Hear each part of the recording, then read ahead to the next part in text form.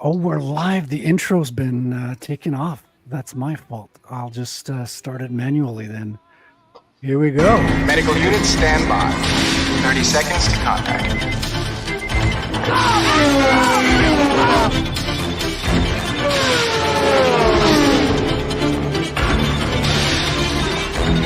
20 seconds.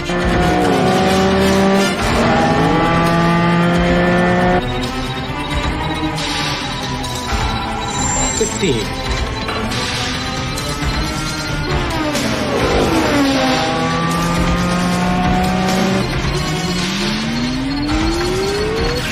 10.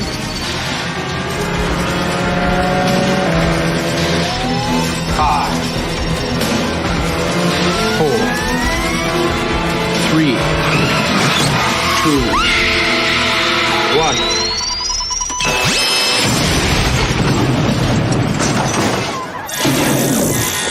We got him. Let's go.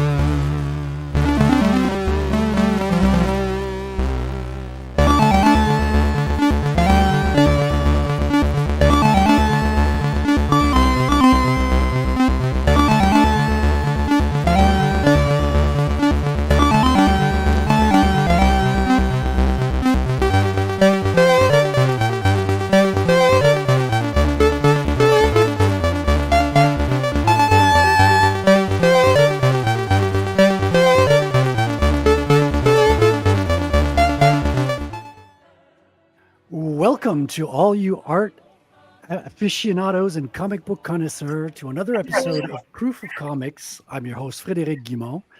I'm joined with my co-host, BillyBobSac. How you doing, Billy? Hello. And Wrangler from Frequency Studios, as always. Hola. What's going on? Hey, how you doing, Wrangler? And today we're joined by a very special guest, Zach from Blue Shack Comics. Zach has got a very unique background in comic books that we're going to get into. He's learned a lot throughout the years, and he's got some interesting tales to tell with some names that you might recognize along the way. How you doing, Zach? I'm doing very good. Thanks for having me. Hey, that's my pleasure, man. We do these interviews like every week, and we get a lot of interesting people. And everyone's got a unique story, but we all have one thing in common. We just love making comics. And before we get into it, I'm just going to give a little word of what I'm working on today. I've got this printout of Pit. There's a new Pit trade paperback that's going to be coming out, so I thought it was appropriate to do a little inking practice on this one. It's not by Dale Keown, though. This is by Mark Silvestri. So this is a unique Silvestri pencils that have been floating around on the Twitters that I got printed on Blue Line, and I'll be working on during the show. And we've got Corey Barton here. Corey is from Australia, all the way down under. Good morning, Corey. I hope your day's starting out well. Hope you got Andromedoids pages on the way. We're anxiously waiting for those. Corey's a very talented artist from down under. I don't know if you've seen some of his work, but he draws some pretty hot babes. Pretty hot babes, that's for sure. And welcome, Zach. Would you like to introduce yourself a little bit? Tell us what is your origin story in relations to comics a little bit, so people can get to know you. Absolutely. Yeah. Hi, my name's Zach.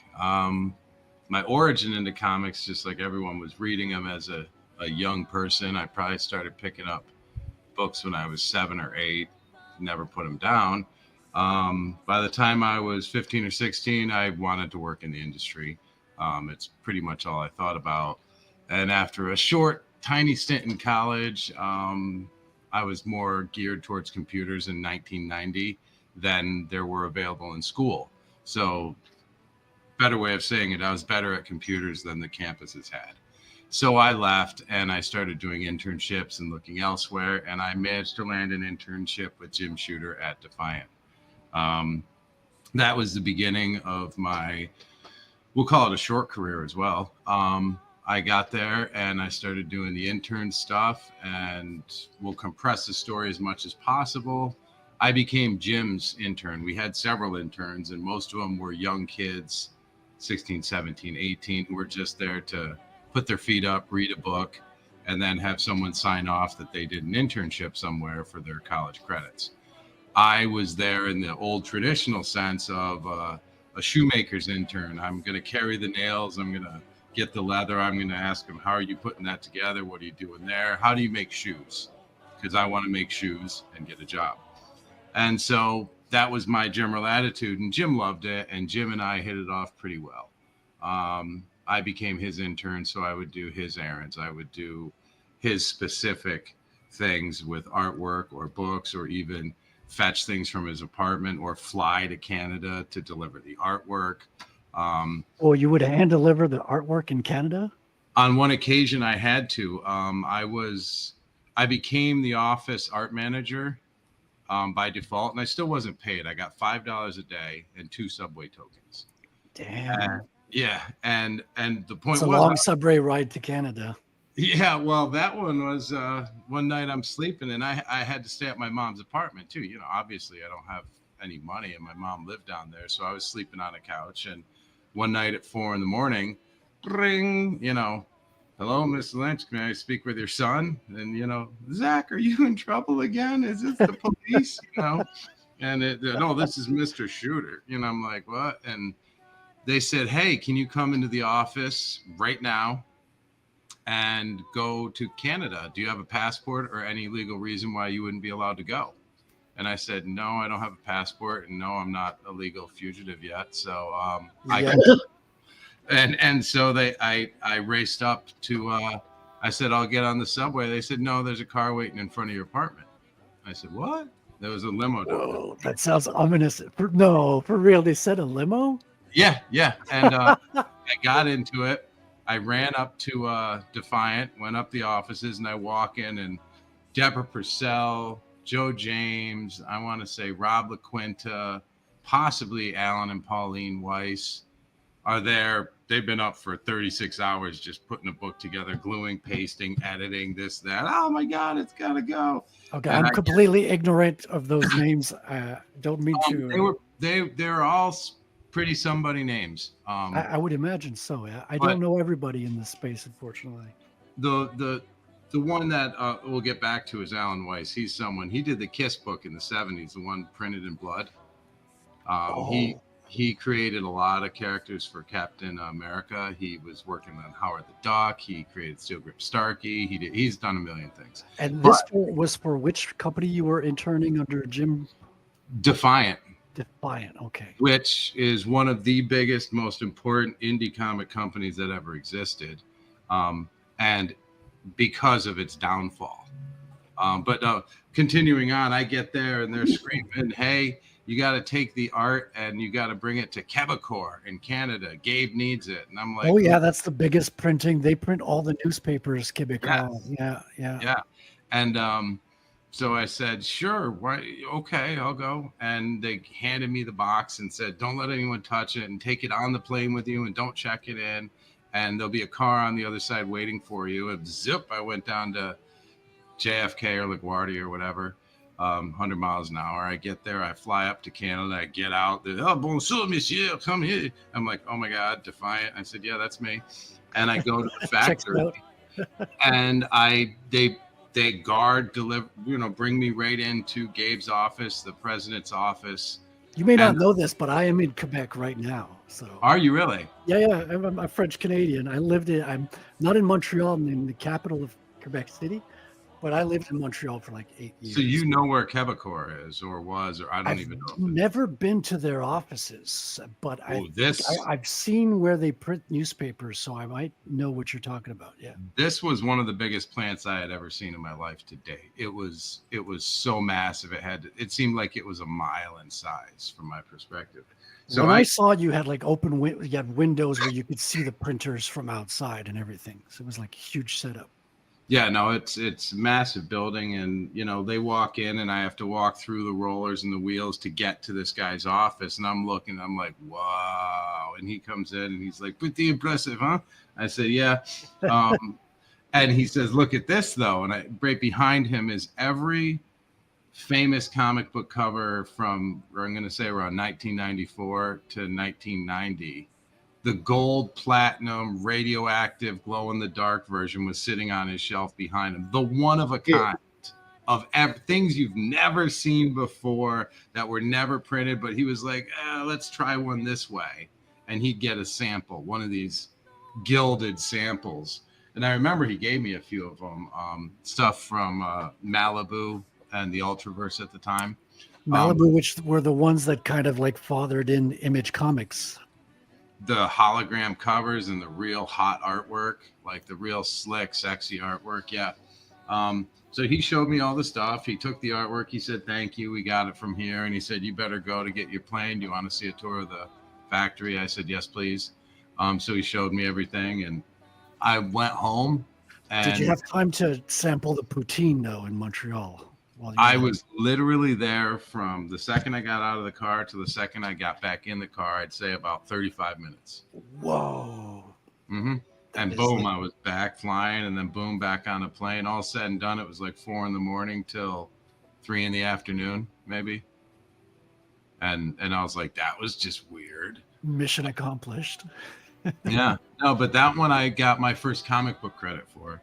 They put it into Plasm 2 or 3 or something. They said our youngest staff member, Zach, flew it up to Canada, whatever. And I remember being really happy. And I was like, oh my God, you think of me as staff? I was like, I could get paid someday too. That would be really cool. but not even as an intern, I had, I think, 2 or 3 jobs there. And so and I learned every one of the trade craft, the skilled pencil, ink, color, this and that. And I figured out which ones I can do. Like, for instance, I could ink what you're doing. I'd do a bad job at it. And so I'm like, okay, not it. Well, let's pencil this. I'm like, yeah, that would take me about 6 months to get anywhere near that. So let's not think about that. So writing, I'm like, I got really, really good ideas. The concept meetings, the original meetings when we're making the books, they used to bring me into those. Writing, yeah, I need to get me an editorial degree or something, because that's not my thing either. Lettering, okay, I could nail that down with the scissor or the X-Actos and the glue, like I was a production guy. Yeah, it was all hand lettered back then. Yes, it was. And colors were overlaid and this and that. Coloring, I understood, and I took to a bit. And I realized I'm seeing what everything is going on. And Jim said, you know what job you're good for? And I said, well, what? He said, mine. I said, oh. He said, yeah, not for about 100 years. Because Jim started as one of the youngest interns, I believe, in DC Comics, if I'm correct, if I'm not mistaken. By Marvel, he was 26 or 28, and DC was either 13 to 28 somewhere. He was, wow. And the whole, how old was he when he did his stuff? It's actually 12. From the horse's mouth. I got these stories. But he's so tall, he probably looked like a few years above his real age, though. Like, he's a very tall man. That was all phone calls. The reason it's was he 12, 13, or 14 is he wrote something and submitted it and thought about approaching comics when he was 12 and mailed something in. Back then, things took time, a week, 2 weeks, just for mail, a month for the reply. So it goes on and someone gets back to him and says, hey, this sample's pretty good. Why don't you send me some story? We thank you very much. Little Jim wants to send some stories. So then he actually sent them. That took more time. When he was 13 is when they bought his first 3 stories. They bought 1, then 3. Okay. And so they kept doing that with him till he was around 14. And then they called on the phone. They didn't know what he looked like, and they thought he was a full-grown adult. And they said, hey, we want you to come to the offices and, come on staff. And he said, I'm 14. And they said, can you put your mom on the phone? and so he had to stall and waited. He had to work out until he could officially get there in time. But yeah, he started as a young teenager out of survival, pure survival, because he needed to figure a way to bring money into the house for his family. Oh. And it drove him to this. And then he continued on. And as easily as I can, Jim and I were very kindred spirits in that there's this, some people when they grow up don't shed their childish mind. If I can, it's something that you know if you're one of them or not, kind of thing. Like we all like stuff, but being able to just think I'm 10 years old again, boom, and simplify your life back down to it. And it happens to people whose childhoods get complicated mentally. You grow up too quick, you miss a chunk of it, segments, time gets choppy or whatever. And so you got a 12-year-old kid who goes straight into the industry with the most loudmouth swearing boss in the history of bosses, and he's 15, 16. Oh, fuck shit. Pardon my language. And so boom, he's a grown-up. And he's still supposed to be tapping into this kid in him to write stories because that's who he is and those are the stories he's writing. So this duality of his mind never left. So within minutes of walking in the room and getting to see Jim and this and that, I was like, oh, I relate to you.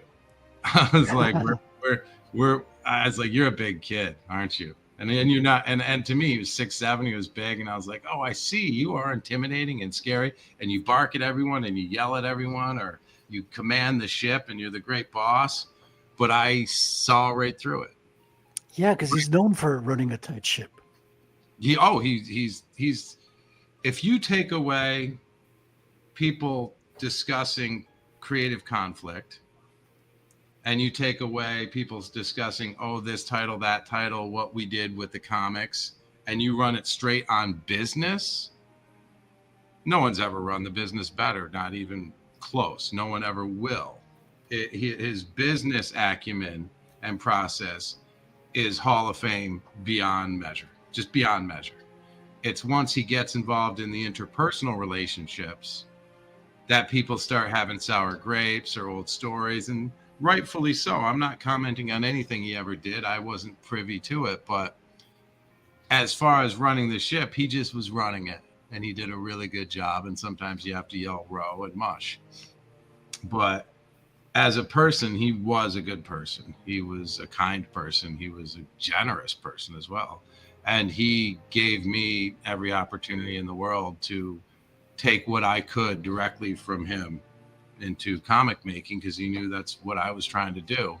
And then Marvel killed it all, and we had to go separate ways. But when I met up with him again 3 or 4 years ago, I just said, Jim, I'm back, like standing right in front of him as in 30 years ago. And I said, the intern wants to learn more. I said, I'm right here. And he said, Zach, my man. So no, he is on his last days out, which is the worst part. He was on board with Blue Shack. He was going to help me edit. He was going to teach me to write. He had the scripts in his hand to edit and give me notes. I had set up a plan to where a creator could send him basically a one-time editing fee. Let's just call it $1,000. And Jim Shooter looks at your book and he says, you could fix this, fix that, notes, and he gives it back to you. And he said, you'd have to fix all that before you could get my seal of approval. Right? You could take that information for what it was and publish anyway, or go back to him and get the seal, which would be a JSA logo. Jim Shooter approved, like the comics code. Oh, interesting. And you would have gotten a JSA book stamp on your book. And I was trying to get him on my books. And I said, I don't care if I don't pass the test, say no. And there's no two ways about it. He'd be like, this is crap. You know, like he wouldn't tell you anything. Like, he'd be like, what's this? What's this? What's this? What's this? Why is that? You know, da, da, da, da, da. So it wasn't a free ride and it wasn't any sort of gift. And I was trying to earn it, but he passed away in the middle of that process. And the past 9 months of his illness, I called him just as often as I could and not think I was bothering him, you know, because it was hard. Once he got sick, it stopped from, hey, Jim, let's talk comics, or how you doing? Tell me some stories, to how you doing? How you feel? You eating? Tell me what's going on, you know, and I'm not sure how many people were talking to him in that regard. I don't think he announced to many people he was in that situation. I don't think he was really trying to make it publicly known. And so for that last 8 months, I absorbed everything from him that I could. And I said, tell me more. Tell me more. Tell me more. I said, how did you do it? How could I possibly do what you did? Could anybody? Could it be done today? Is there a way to do it now? And what would we have to do? How could I do it? Help me. Because, and I told him, I said, after you and after the Comics Code collapsed, the entire thing went down and never came back. And the only reason we're here today is because of us who loved it in that generation. And there is no next generation. It's dead after us, like the dinosaur.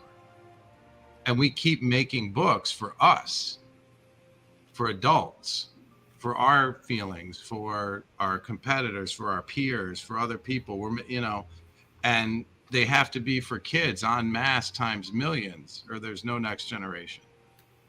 And so I went to that angle. I said, how do I recreate Marvel 1983 to 87?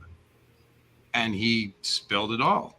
He told me everything, how to do it. He gave me advice. He said, I think you could pull it off, but it would take this, and this, and this, and this, and this, and this. And I said, all right, well, I'm going to start with the little part I can control, which is the office, and just produce the books, make the books, get the talent together, hire Ross Campbell, hire Mark McKenna, one of the original Romita Raiders at Marvel.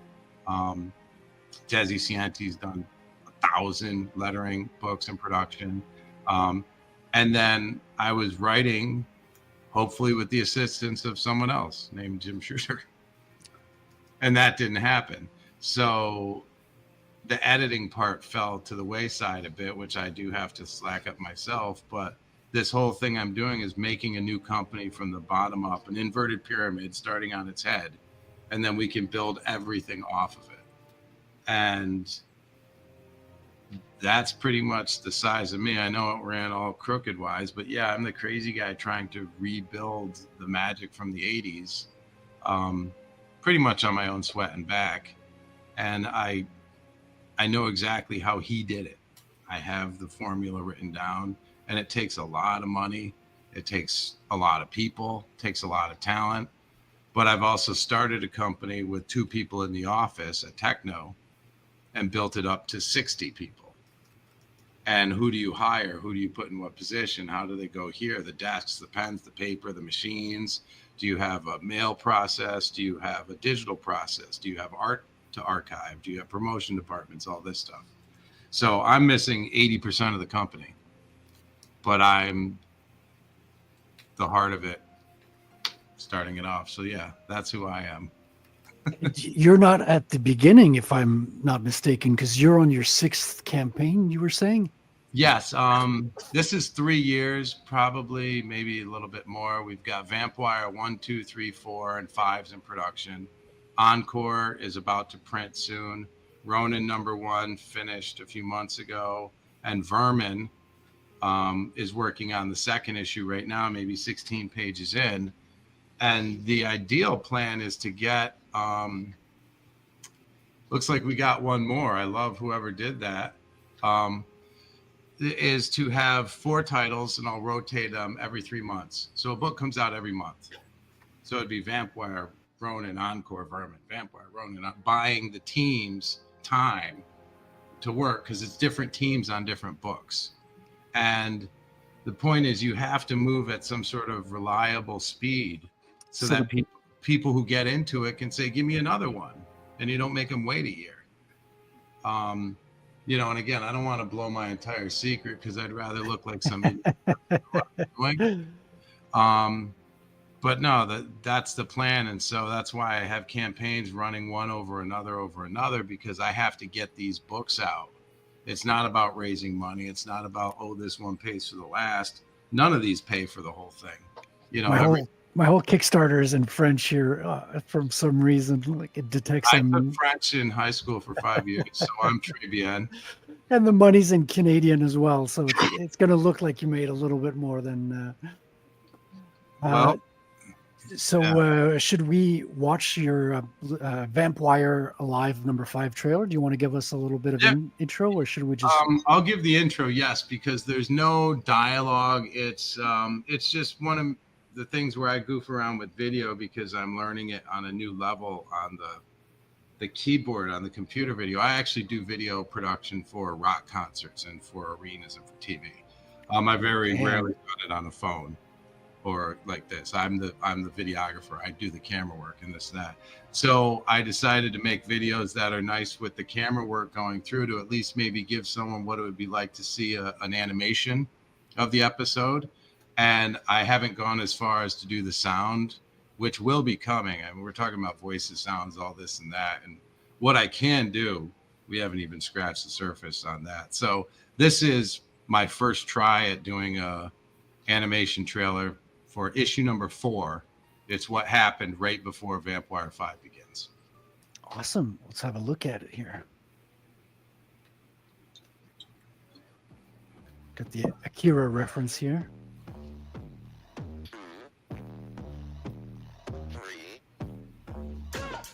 Let's get started.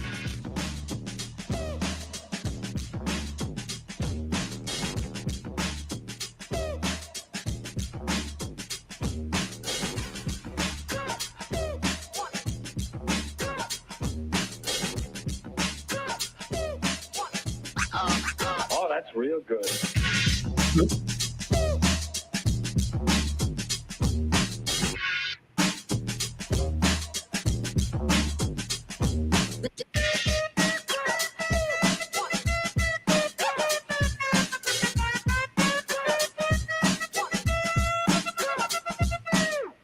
Ain't nobody stopping me. Ain't nobody stopping me. Ain't nobody stopping me.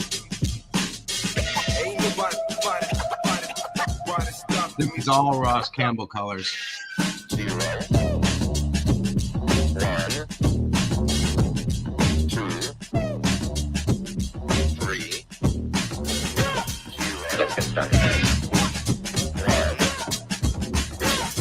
Let's get started.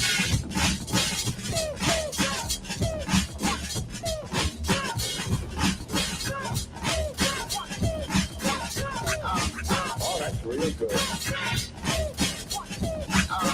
Oh, that's real good. Stopping me.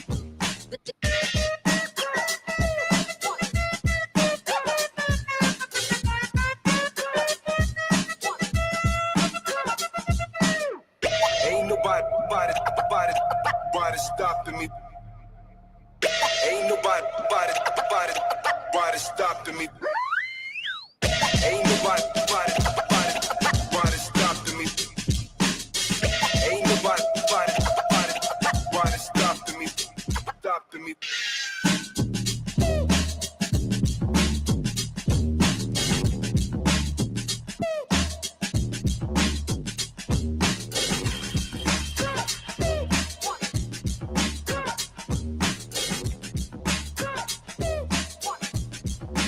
You've got to get a hold of yourself.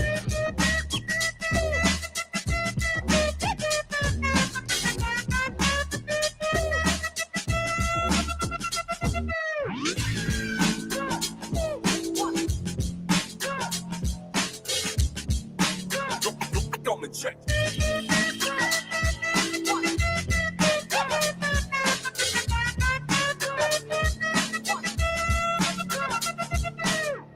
Ain't nobody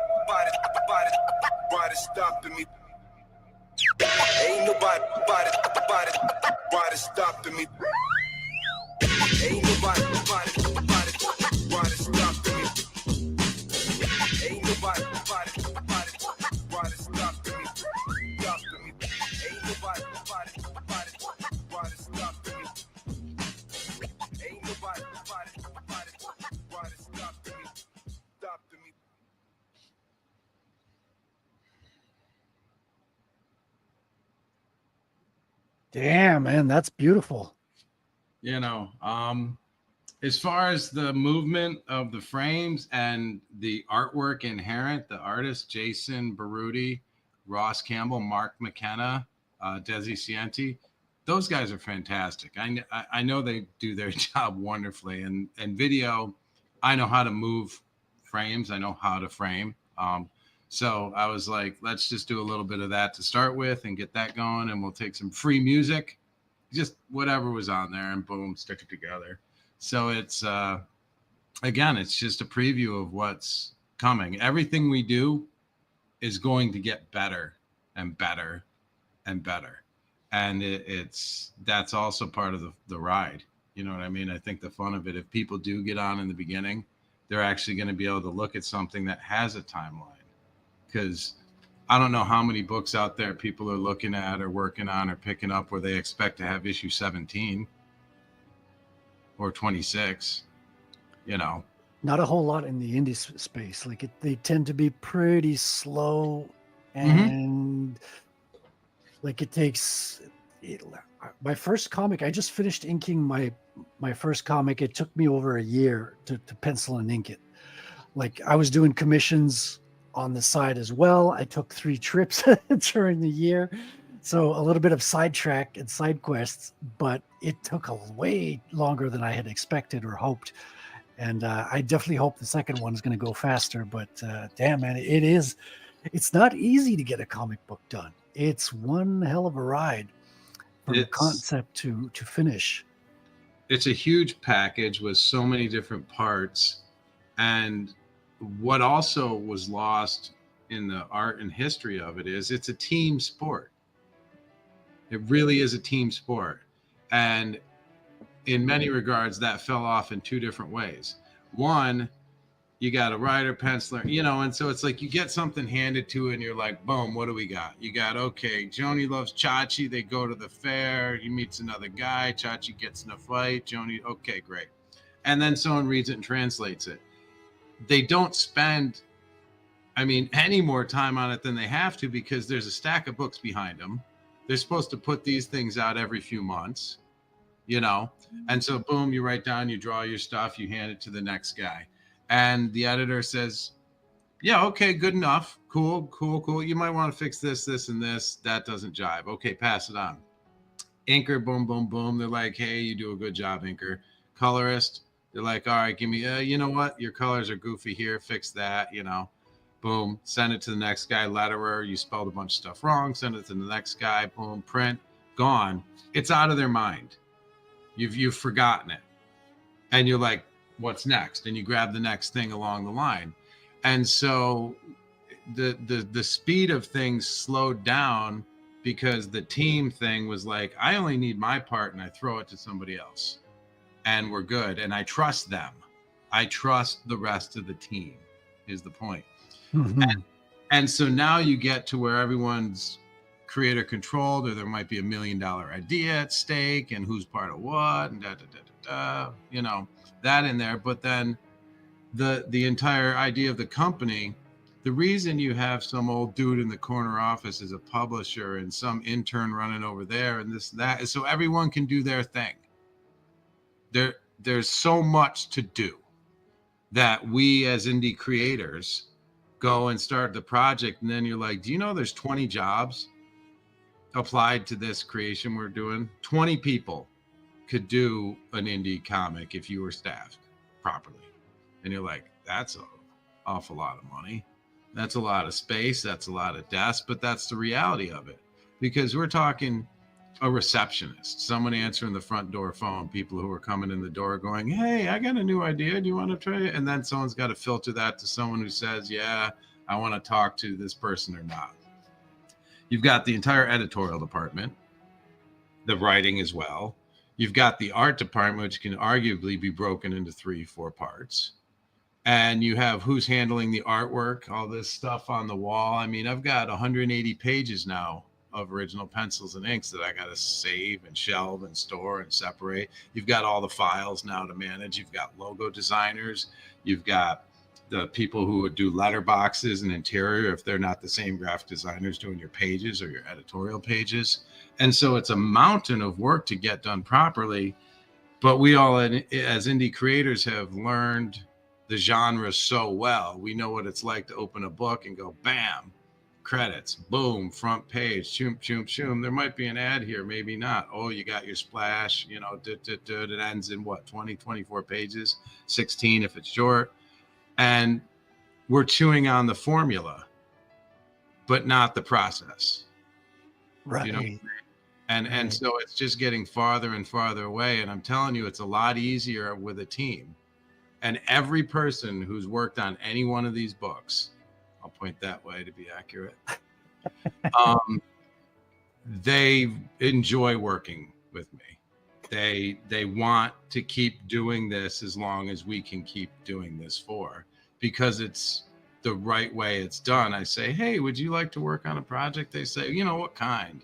I convince them of the project. They're like, that's a really great idea. And I say, okay. And they believe in me. They trust me. They don't have to think about this project at all. They don't care what it's the Kickstarters, the this, that. They hope it works because they want me to keep going. Mm-hmm. But it's not their concern to boost this. They don't have to sit there and slog away and slave and go, buy this, buy. That's none of their concern. Oh, They dude. get paid up front to draw the work, send it to me. They say, when's the next one, Chief? And I say, I am working on it as fast as I can. And the more help I get, the more this goes directly to the artist, because I make zero. Across the board, I'll probably make zero for 10 years. Yeah, comics is a hard business. It's not a money-making scheme, especially not early in the game. Mm-hmm. I mean, it can go places when you've got good IPs that take off, but like you have to risk a lot for a very long time before you get there. And man, I can like totally appreciate what you're doing, because I'm doing it all by myself except for the colors, and I'm also working with Ross Campbell, incredibly talented colorist. Love working with him. And thank goodness, because he can take the baton for at least the artistic approach.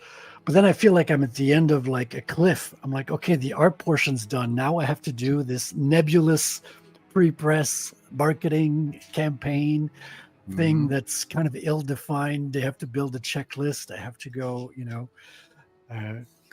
make it happen into the real world, get it printed somehow, make sure that it reads well, there's no mistakes, and that everything is just well received in people's hands. It's one hell of a ride. Do you do the distribution as well, Zach? Do you do like take books from the printer and you distribute them, or do you get the printers to take care of that stuff?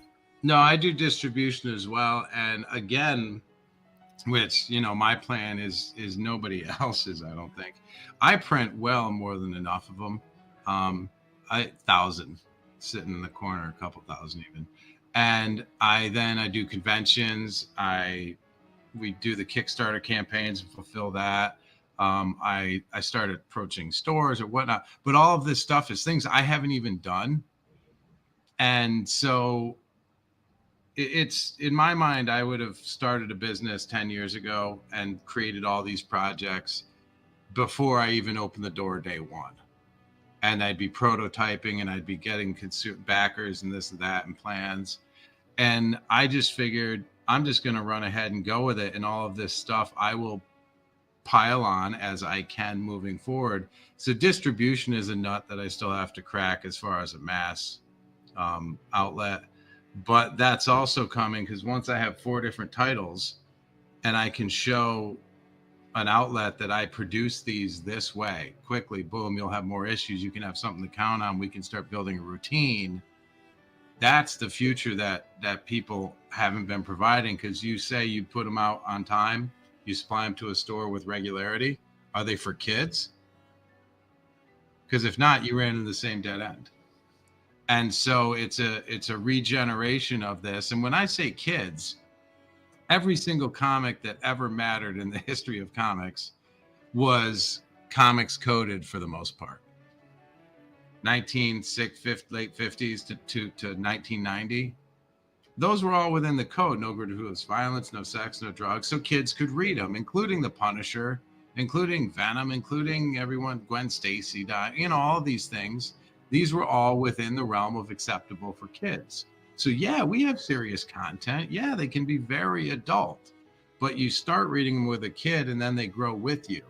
It's harder to be the sophisticated adult and go back and read one of those if you don't already have the lining in your head to receive it. Because you go back to any book from the 70s or 80s, they're a lot different than people make today. Yeah, you mentioned the Punisher because we still have like Mike Barron, who's also like still in indie comics today. He just put out this book here, Sherlock Holmes, Leviathan. Yeah. Let me just turn off the sharing for a little bit. Here we go. Oh, yeah. So Mike Barron, who did Punisher, is still putting out like indie books today. I see him online. Yeah. He's working with the Rippaverse. He's working with Comicsgate. So he's touching like different circles within the indie sphere online, but he's very present. He's doing interviews all the time, and he's out there. And I like what you're saying, because even the Punisher, I read the Punisher when I was a kid, and even the Punisher, you've got that, you could appeal to kids, but at the same time, it'll resonate with adults as well. Like you can read between the lines as an adult and know what he's feeling, what he's going through while his family got murdered, and he's got this penchant for vengeance. He's got this gun collection and he's using them. But at the same time, it's palatable enough that kids can have it in their hands and not be totally, shocked into needing therapy. The Punisher is what got me reading comics. Sure. It's. I like the idea of a Marine taking down superhumans. No, it's a brilliant concept. And here, and this is a Shooter quote, which I'm paraphrasing, but let me tell you about sophisticated, he'd say. Sophisticated is something that's complicated, but easily understood by everyone. And that's a kid's comic. It runs on two levels. So, and we're talking about the Punisher in the park, which, I mean, we can all imagine this scene right now together as I say it. He takes 6 rounds through his body, but it's that silhouette view with the long panel. He's going, and you see the bullets ripping through his frame. You can give that to a kid. Black and white silhouette of a torso taking shots, firing, pew, pew, the lines going right through their body. You don't have to say, punctured the lung and ripped out the spleen and those 6 inches of splat. It's the ideas that translate, not so much, let's go with Uncle Ben, Uncle Ben. You convey it quite well without the gore. Yeah, Uncle Ben's dead. There isn't a bigger statement that could hit you in the heart than that, And in fact, if someone just walked in the room and said, I got to tell you, so-and-so's dead, it just will crush you like 1,000,000 pounds. They don't have to walk in and go, yo, Billy got smashed. His leg blew up. It wrapped around his ear, and then his eyeball shot out. They'd be better off going, he got really, really, really hurt, and he's in the hospital.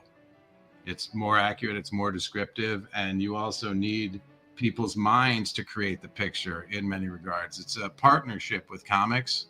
We don't provide all of the information in detail, which is a slight misconception these days. People are like, you got to give everything. It's like, no, that's their part. That's the reader's part. That's the interpretive part. They can see the different strengths or weaknesses to the Punisher, for instance, a Marine killing superheroes, or a regular guy who's lost everything and now has no way to reclaim it, or a man filled with vengeance and rage and he's just on revenge, hellbent, or he's just crazy. That's part of the interpretive fun of reading the older comics. You're trying to get to the end of what it is. And if it's not clear, well, they keep writing and leading you along, giving it more or less, angling it one way or other. But it's just like a soap opera on a TV show. Is Ross and Rachel going to get together? Are they going to kiss? Oh, no, not this episode. It's the zagging away from the truth, or the final point that allows it to be interesting, So it doesn't all have to be there, and especially not the first issue. It's definitely, Are your comics serial as well? Are they Are they short form 24 page, or are you shooting for larger? Can you tell us a little bit about the format? Yeah, they're all going to be continuing stories. They would just continue on as long. I mean, these were designed to, in the same Marvel fashion where they say, oh, we got Luke Cage, Power Man. They did hundreds of issues. You say Submariner, hundreds of issues. You say anyone, you can do hundreds of issues. And it's once you have a good character, a palatable character, an interesting idea that carries more than just a simple one punch, you can work with that as long as you want, as long as the writers are capable and understand the craft of storytelling in comics. And so, yeah, they're all going on for a long time. And Vermin, I think, is one of my favorites. Vermin is the first life form on a desolate planet Earth. Comes in on a comet, boom. For millions of years, he's just replicating himself and eating himself and making scraps that fall off him as he destroys himself. And basically just a self-cloning element that only one shall survive of itself. So whenever it makes more, it always kills the other version. And the extra parts are what generate the rest of life on Earth. So millions of years later, even if this thing is killed, he just gets turned to snot.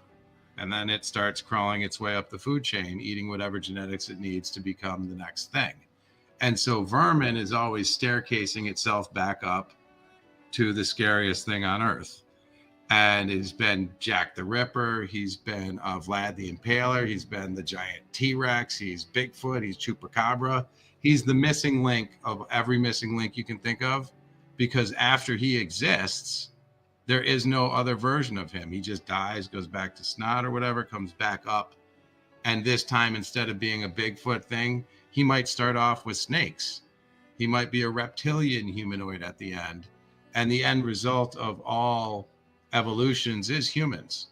There's nothing better or bigger on Earth. And so he always becomes a mobster or an Elon Musk or a Jack the Ripper or a whatever. He's always some weird human that evolved all the way up. So the Vermin Inc. part is he also created corporations, the ultimate evil living forever.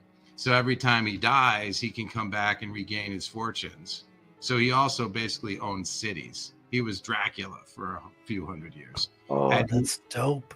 Yes. And so now he's coming back to life for the first time in about 50 years since being gunned down as a mobster. He was, Bugs Malone or Scarface or whoever. So is he more of a villain or a heroic figure in his book? Oh, he's not quite a villain. He's a primeval force of creation and destruction. He's the prime mover. And in many ways, in the first thing, he is, cornily enough, alpha and omega. He makes and he kills. And once he gets to the food chain part to where he's become something, the wake of him has left all of the creatures on Earth. We're all descendants of him in a way. And so he's more like a biological force of nature, a biological god of sorts. It's, I don't know, he's definitely not a hero. He could be if he decides how he wants to behave, because once he becomes to be the full-blooded human-sized humanoid or whatever he becomes, he doesn't need to eat anything else. There's no point. It would eating down the food chain. Why would you eat genetics beneath what you are? He desperately wants to eat something better, which doesn't exist. And then Vampire came along. He's the one who bit Vampire, Tyrus. Oh, interesting. Yeah. And so he bit Tyrus and turned Tyrus into a nanobot version of Vermin, which now Vermin is like, I gotta get that thing. And he, for the first time in his life, realizes technology is something more superior than it's ever been in the history. Because before it was physical technology, not so much a taser in the mouth or nanobots. That's all new to Vermin. And so now he wants to rise to power, take over his city, challenge the Phone Corps, and eventually get Vampire. Oh, But Vampire's okay. got his own problems that are bigger than Earth, basically. He's an entire problem for the planet. So they're all in the same universe, I think. Oh, That's yeah. quite clear. And Mhm. you've got what, 4 books running concurrently? Yes. Yep. Okay. And they all go different directions to paint the map of the world. It's like if you start a video game and you start with a circle and it's black all around you and you got to explore the map. Yeah, yeah. Boom. Okay, we're in Tyrus's neighborhood. Then it grows bigger to Tyrus's city. Then it gets bigger to he breaks out of New Chip City. So you see the size of the city. Then he's looking back at the city and goes to a more national scale. Then it goes planetary, whereas Vermin is sewer, street, city neighboring New Chip City, and then he's going to go to the same map. So we're going to reveal the New Chip City map, Burnside Manor, named after Bernie Wrightson, and the Great North, the Juskovian Mountains, named after Joe Jusko.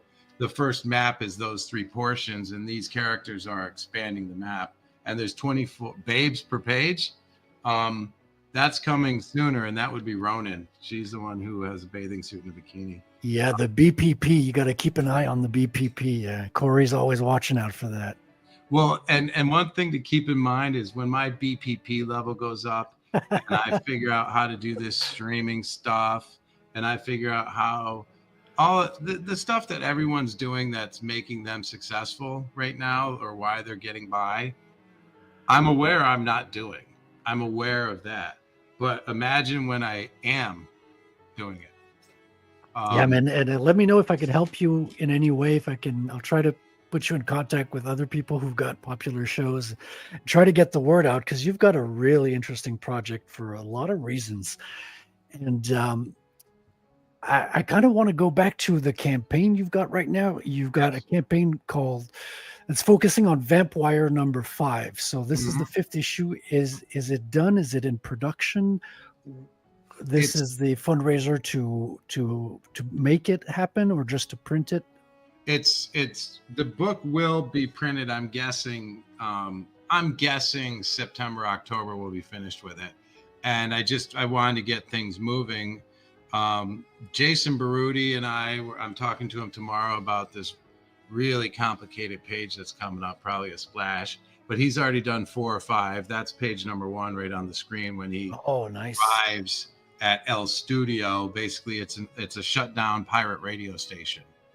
And dude, I'm digging the vibe because you got a hacker vibe to it. You got a car chase scene in the video we saw. You've also got a roller derby action going on, and the chick, she doesn't have the modern inline skate. She's got the old fashioned 4 side by side 2 wheels on it with the brakes in the front and everything. I'm really digging that a lot. Can people order back issues as well? Like, is it possible to support this campaign and like order back issues?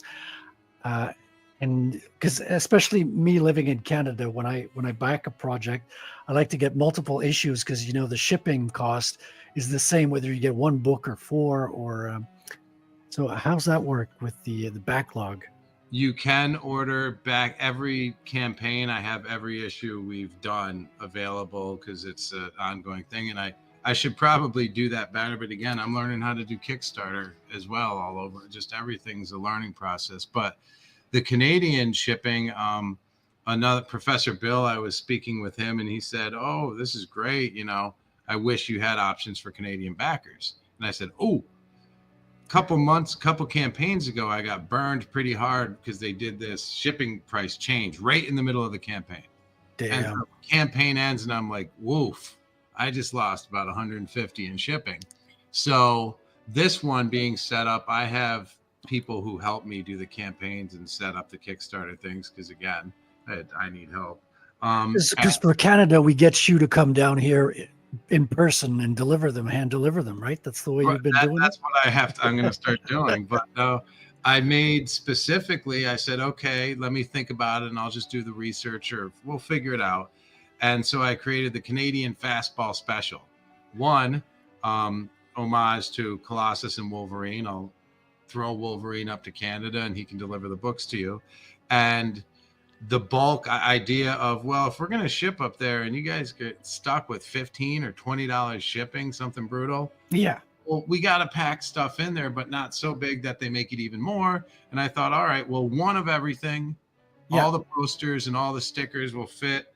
There'll be, 7 to 8 books with a bunch. I said, okay, let's just call it this much. And if it goes over, I'll eat the damage. So I made that one shipping option to Canada because I can't see any reason why Canadian would want to buy one issue. No, we So I can't said- I watch multiple campaigns throughout. Like I follow a lot of Comicsgate people, a lot of indie people, and I look at their campaign and I'm like, okay, I want this book. I get to the checkout. Okay, it's $70. Okay, that's a lot, but I can maybe do it. And then it's converted to Canadian. That's $100. Mhm. At that point, I always do the same thing. Okay, I'm gonna wait till there's 3 issues out. I'm gonna buy like a 3-issue, 4-issue package and get everything down here in one go. So that's kind of the way I've been mentally dealing with buying indie comics from the States right now. Well, and you have to. There's got to be some sort of adjustment, and on top of it. Oh, and Corey, no, I haven't done any go-go yet. I've been trying to learn everything, but doing 7 books at once, or the package of 8, and then keeping it really flat so it still goes in a nice, thin, concise package, is the best way to do it. And at the same time, I've never asked for anything more than essentially $6 for a comic, and I would rather my books cost $4.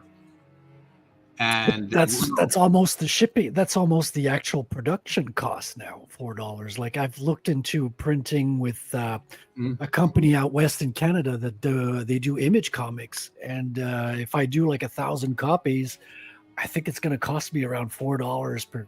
That's the actual cost of making it. Well, I'm a wizard, so I also have other tricks there. We can talk later, but I can print my books for $2 a piece, even if I'm only printing 500. And so, the bigger point is that is not the consumer's problem. That I haven't figured out the business better, because if a book costs me on the cheap end $8,000 for production, and then I go and I print it and it's up to 10,000 or whatever, and I only printed 1,000, and you're like, well, that's $10 a book. It's like, no, those are $4 books. And I need to sell 6,000 in advertisement. Everyone's missing advertisement. These comics are advertising rags. That's all they ever were. It wasn't even about entertainment first. It was about advertising. And that is not my love of the business. It's not what I want. It's not how I wish it was, but that is the absolute fact. And that goes the same for Vanity Fair, GQ, Details Magazine, which I worked for. And you have to defray the cost with other mechanisms in the business, because the comic books always cost more than the 60 cents they charge back then. They cost more than the 60 cents. Do you know what I mean? Oh yeah, 100%. Yeah. It's the idea that you're going to sell a lot of them. And so if I print 1,000 books for a 10,000 total cost, they're 10 a piece. But if I did 20,000 books, now they're 5, or 2,000, they're 5. So it's the next batch of printing that pays for it. So if your first batch costs the $10, your next is 5. And then the next one after that, boom, boom, boom, you're coming right down in scale. And so you only have to pay the art cost the one time. After you equalize that, printing costs $2 a book. You know what I mean? So you're selling $2 books for $5. That's a profit, $3. You got to get past the cost of art, and that's advertising or people who are involved themselves or whatnot. But that's one of the nuts to crack, is advertising, and no one's going to advertise in anything that doesn't have 1,000 copies, 2, 3, 4,000 copies out there, and isn't consistently coming out. And even if you make 4,000 copies, if you don't deliver those 4,000 copies into the hands of the readers, the advertising wasn't seen. Right. They can't be in stock in a warehouse somewhere. It's got to be in people's hands. Yeah. So there's a lot more to it. And so it's like, you've got to prove to other people that you've already gotten these other steps going, which is something you cannot come out of the gate and do. at our level. So I don't even, there's a lot of comparisons or people saying, oh, well, we do this or that, or you're here or you're there. And I'm like, frankly, I don't think much of us are anywhere. And unless you carry the high powered names like, Mike Barron or Dale Keown or any of the people you're mentioning, they have already done so well for themselves. They have a brand name in their name. Oh, yeah. So Yeah. them doing a Kickstarter is already a leg up. They're already doing well, but they shouldn't be compared to if you're not them. You don't have their chops. You don't have their respect. Yeah. I'm nobody. I mean, I'm absolutely no one. I'm less than all of these people out here that I've met 3 years ago. My history in comics was in 94 to 95 and 6. And it was an important time. And arguably it was the end of the good old days. And frankly, I only got the last bad days as an experience. Like I was there for the Titanic sinking on 2 fronts. And, I'm like, oh my God, I can't believe my life was, I thought I wanted to do that's all I wanted to do. It was just, and they say comics broke me. Comics broke me in 95 hard. And I was like, peace, I'm done with these guys. I couldn't stand it. So I went right into publishing and other things. And I ended up at the UFC and all sorts of great other places, but I always missed comics. And now 30 years later, I come back and I look at the scene and I return and I'm like, you haven't fixed the mistake you did in 94. I was trying to tell you then what you were doing wrong. Got another co-host here coming in. Omer Glitch, welcome, man. How you doing? What's up, everybody? Let me How bring you doing? you up here. How's it Glitch going? is- Good to see you, sir. Nice to meet you. Yeah, we have an interesting Me guest, too. Omer Glitch. So Zach is Zach. kind of an old timer in comics, and he's coming back and he's got like a very interesting attack plan for his indie comics Blue Shack. Can you tell us a little bit, because you had a good story at the beginning before we went live about how you named your company Blue Shack Comics. Oh, Would you yeah. like to share that a little bit with us? Sure. The Blue Shack name came from a Blue Shack that I'm sitting in, and it was built to be a multimedia video production, audio studio, also man cave, whatever I needed to do for production. I work in a lot of different fields. So I made this Blue Shack. At the time, my mother was passing away, and her last name is Bruchack. And she was also a very, very creative person, photographer, filmmaker, and all of that. And so I named the building the Mary Ann Blue Shack, just fondly trying to remember her and thinking when I do creative things in spirit, she's very much behind the creative person I am today. So I named the building after her, Blue Shack, but then the comics appeared and I started production, and this building got taken over as a comic production building. And so I said, well, let's just call it Blue Shack Comics, because we're a small cottage industry throwing comics out the window and nothing grand. And to add to it, Jim Throwing Shooter- them out the window. Yeah, I do. Sorry. You should see what I got. But yeah, Jim Shooter's Defiant was that big black tower on a blue sky. And when I think blue, like the Blue Shack, I think, yeah, I'm a little teeny tower, like Jim's Defiant Tower. So it's also a slight homage to the last company that I worked for with Jim. But yeah, Blue Shack. It's a name thing, I guess. So Nice. Very cool. And you're planning on producing, you're already producing, what, 4 comics per year every 3 months is kind of the schedule yeah, it's been 3 years, and I started slower and sped up. And this year I was hoping to speed up more. The first thing, we made Vampire 1, and I started the second issue that same year. The second year we put out 4 or 5 books. Oh, that's pretty good already. And I said, okay, let's keep going. And then this year, some of those staggered. We'll say 4 last year, and one of them carried over. And so right now I have 3 in production, and a 4th one. I mean, I have so many I could keep going, but I've decided to limit it to 4 and run 12 a year is the ultimate goal. I'd say it might take me 3 years to get there, because it's a good chunk of money continuously going. And the reason I believe it can totally happen is because I'm not looking for $100 from a person. I'm not looking for 50. I'm saying get your $10 book.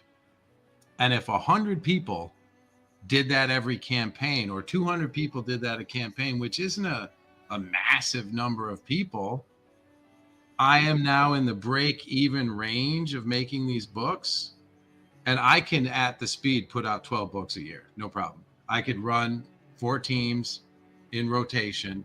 They'd be happier than hell. They'd be paid all year round. We'd be putting books out all year round, and it wouldn't be bleeding me dry.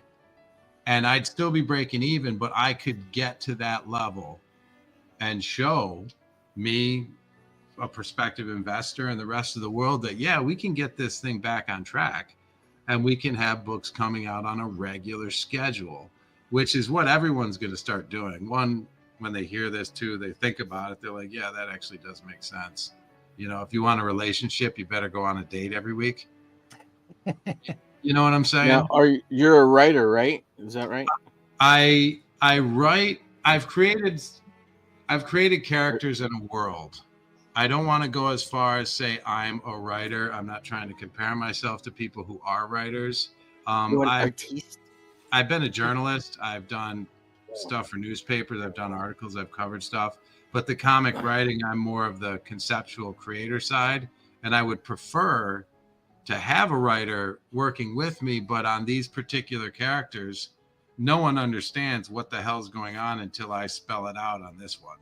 Vampire is, what if your phone makes a backup copy of you? I wrote this 30 years ago. People had no idea what I was talking about. None. Wires out of your head and AI on your wrist, and all of a sudden you're into the internet. And they're like, what? There's no internet. There's no phones. There's no wrist stuff.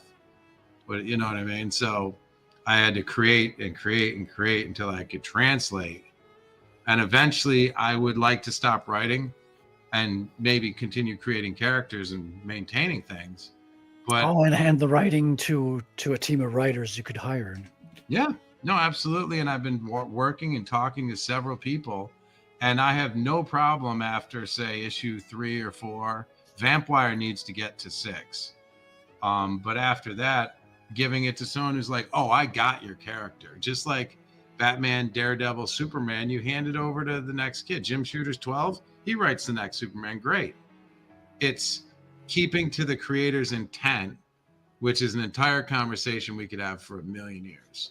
That has to do with changing characters in the future for Disney, or for, oh, it should be this or that. It's like, no, what did the creator create it for? How is the creator's emotion embedded into this character? And that's that character. Anything else is deletion, editing, or erasing a character, which is kind of a no-no. Just make another one.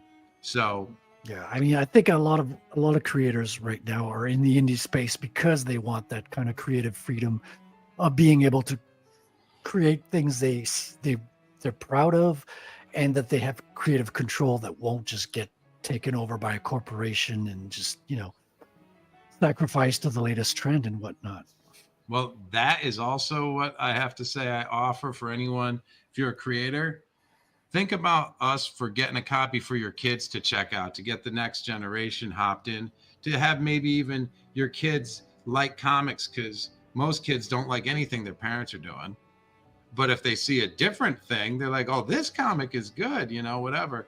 But this model isn't to benefit me and set me in a good place. It's to set it up so that we can put these comics out, and then other creators can jump into our model because we got all the gears greased. We're cruising.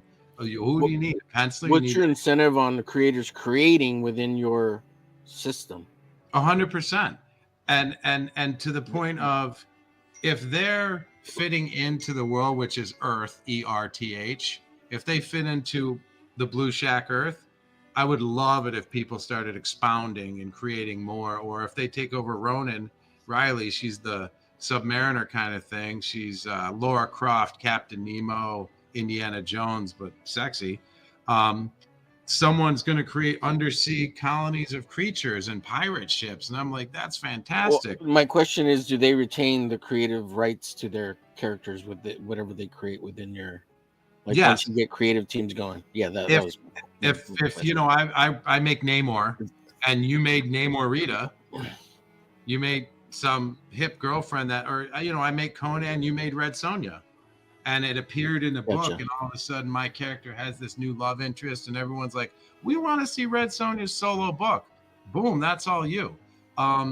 Even if you wanted to create stuff not on Earth and is adult content and has, you know, goons everywhere, I don't care. I will help with that either. And you put your name on it.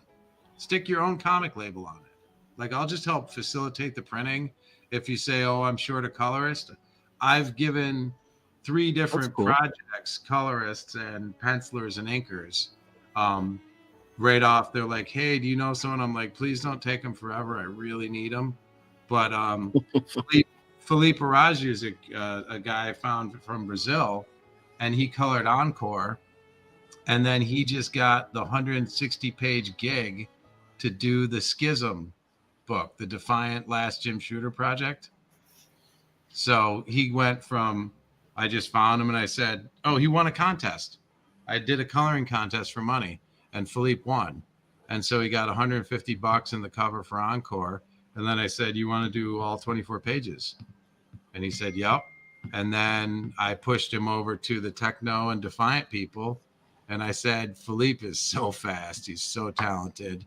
I think we could tune him up to work for this old Plasm coloring, the Defiant project, which is from 1994 and just made it on the Kickstarter for 30 or 40,000. That's in production. And now he's got a 160-page job. I'm trying to get artists work. And so if everyone can help me make this work by getting a $6 book for a kid, by helping out, I'm going to get the engine moving bigger and bigger and bigger until I'm artist's best friend. Believe that. Corey asks an interesting question here. He says, wouldn't it be better to sell comics more focused towards adults on Kickstarter because it's mostly adults? Check it out, Kickstarter Indie Comics. Corey, you are absolutely right, but also I'm revealing a bit of my persona. I don't care. I am here to break systems. I go against the grain as often as possible. And even if only to find out if it is possible to change that metric. I'll tell you that there's a lot of people who see what I do and they're happy. Maybe I'm not making it anywhere, or maybe they're like, he's not going to do it, or this is just crazy talk, or, you know, whatever. But then in the next breath, they go, that was a really good idea, he said. I'm going to take that. I'm going to do that. And you kind of addressed that earlier when talking about the Punisher, in the sense that you can have books that are kind of geared to both, in the sense that the adults will get something that they can read between the lines, and the kids will have something that, you know, won't traumatize them, but will get them. Because I think people kind of like talk down to kids a lot. I remember, you know, kids can tell the difference between something that's been dumbed down for kids and something that has like a higher level of comprehension. Maybe they can't grasp it all in the moment, but they still understand the basic story. They still get something out of it. And the adults, well, they can see what's behind the curtain in a way. You nailed it. You nailed it. You have the concept perfectly, and you want kids to be reading up, and you want adults to be reading equal, but having room to expound and say, this could be even more. And that's the exciting part about it, is you read a comic, if you're like, I want more, I want this to evolve to include this, wouldn't it be a little better with that? That's the goods. You want people wanting more. You want people wanting change. You want people wanting, just wanting in general is the metric. Oh, I want to see a next issue where he does this because they didn't. Perfect. Love it. That's the only result we want, is that you want another one because you're trying to sell books. Yeah. And the idea is, With kids, you're talking about an audience that can carry with you, in our experience, 40 years. And Disney has rolled on that model for 100 years. And the reason we don't still play with Mickey and Minnie and Goofy and Disney, and why you're not drawing Goofy right there on that paper now, is because they've realized the metric moved up to Marvel Comics. It moved up to DC Comics. And now we're eating Disney and Donald and Mickey and Goofy, but in this form. And they need a Well, I new... thought it was because they lost the copyright to, or basically they're losing the copyright real soon to Mickey and all the You could the make... main Disney, so it's not how hard is it to not make a new Mickey Mouse? financially feasible. You know what I mean? Like, how hard is it to make a new Mickey or a new Goofy or a new whatever? My point is, it's not that hard to make any new characters. We've just become very reliant on our staple pillars of society, of our Batman, of our Superman. But the reason we don't make better characters is because we don't give them enough life, enough attention, enough chance to become something. And the corporations push their Marvel and DC down our throats for eternity. It's been that way since the 90s when they sued Defiant. I'm just out. trying to be contrarian. I'm just Oh no, I mean, devil's advocate kind of thing. It's You an know? absolute good point, but it's the metric system filtering us down and not letting more characters rise up. Indie comics have always had to break through to get noticed, and then when they do, the Ninja Turtles, perfect example. It wasn't DC or Marvel. It was an indie thing. And then bang, they're as big as anyone because they broke through the line. They weren't allowed. Image Comics. Well, Walking Dead. Right. And you can break through if you can get to the people. And now the people are the gatekeepers is the problem. It's not Disney and Marvel anymore. It's all of us. Well, they're still they're still gatekeepers. Yes, and everybody else too. Well, they're the high gatekeepers. People forget there's a lower gate. Right. There's a lower level to get. And sorry, I don't mean to interrupt Frederic's questions or anything, but I got questions because you seem like a brainy guy, and I like it. I like what Wonderful. I'm hearing. Wonderful. So, let's go. What's your social media presence, and do you have 1,000 subscribers on your YouTube channel? And if you don't, why don't you? Because at least that's 10% of that 1% to 10% that you'll get to buy your comic, especially at your price point. It'll happen. You'll get those 100 people, right? With the 1,000 or wait, yeah, 1,000 you'll get 100, 1 to 10%, yeah. But the average golden number is 3% to 7% that you're going to consistently hit, right? And the golden ratio is 7, but at the high end you're looking at 10%. So if even with all your combined social media, like where are your numbers at? Because numbers talk, bullshit walks, right? Yes, and it's all statistics. It is statistics, and we'll put it this way: at this point in the game, I'm not here for sales. I 0 is your answer. 0 subscribers. I have 0 YouTube pages. I have 0 videos. But you do have a good presence on. Hold on, Omer. Hold on, Omer. Yes, go ahead. You do have a great presence on X because I've been watching you for months. You've been posting on your different campaigns and your characters, and I see you every day kind of posting. During the Jim Shooter's passing, you were very present. You talked about your stories and things like that. So you do have a certain amount of presence. And I think, Omer, you're not wrong in the sense, but I think we could get him on other shows as well, because there is a network of people kind of helping each other out in the indie space. Absolutely. And, I'm game for it. I'm good for it. And there's you can come on the Hump Day show. A couple backstory things that I got up that factor into why I am the way I am. One, and I don't even get into acting and modeling was one of the first things that happened to me when I came out of the gate when I was 18, 19, 20 in New York City. And I had to fight real hard to get on the other side of the camera, to be a photographer, to be an artist, to be a graphic. I was like, yo, I'm walking in here to get hired for graphic design. And it's not that way. It's like, oh, why don't you be the spokesperson? Why don't you talk to people? Why don't you get in front of the camera? And I'm like, I hate the camera. I hate it.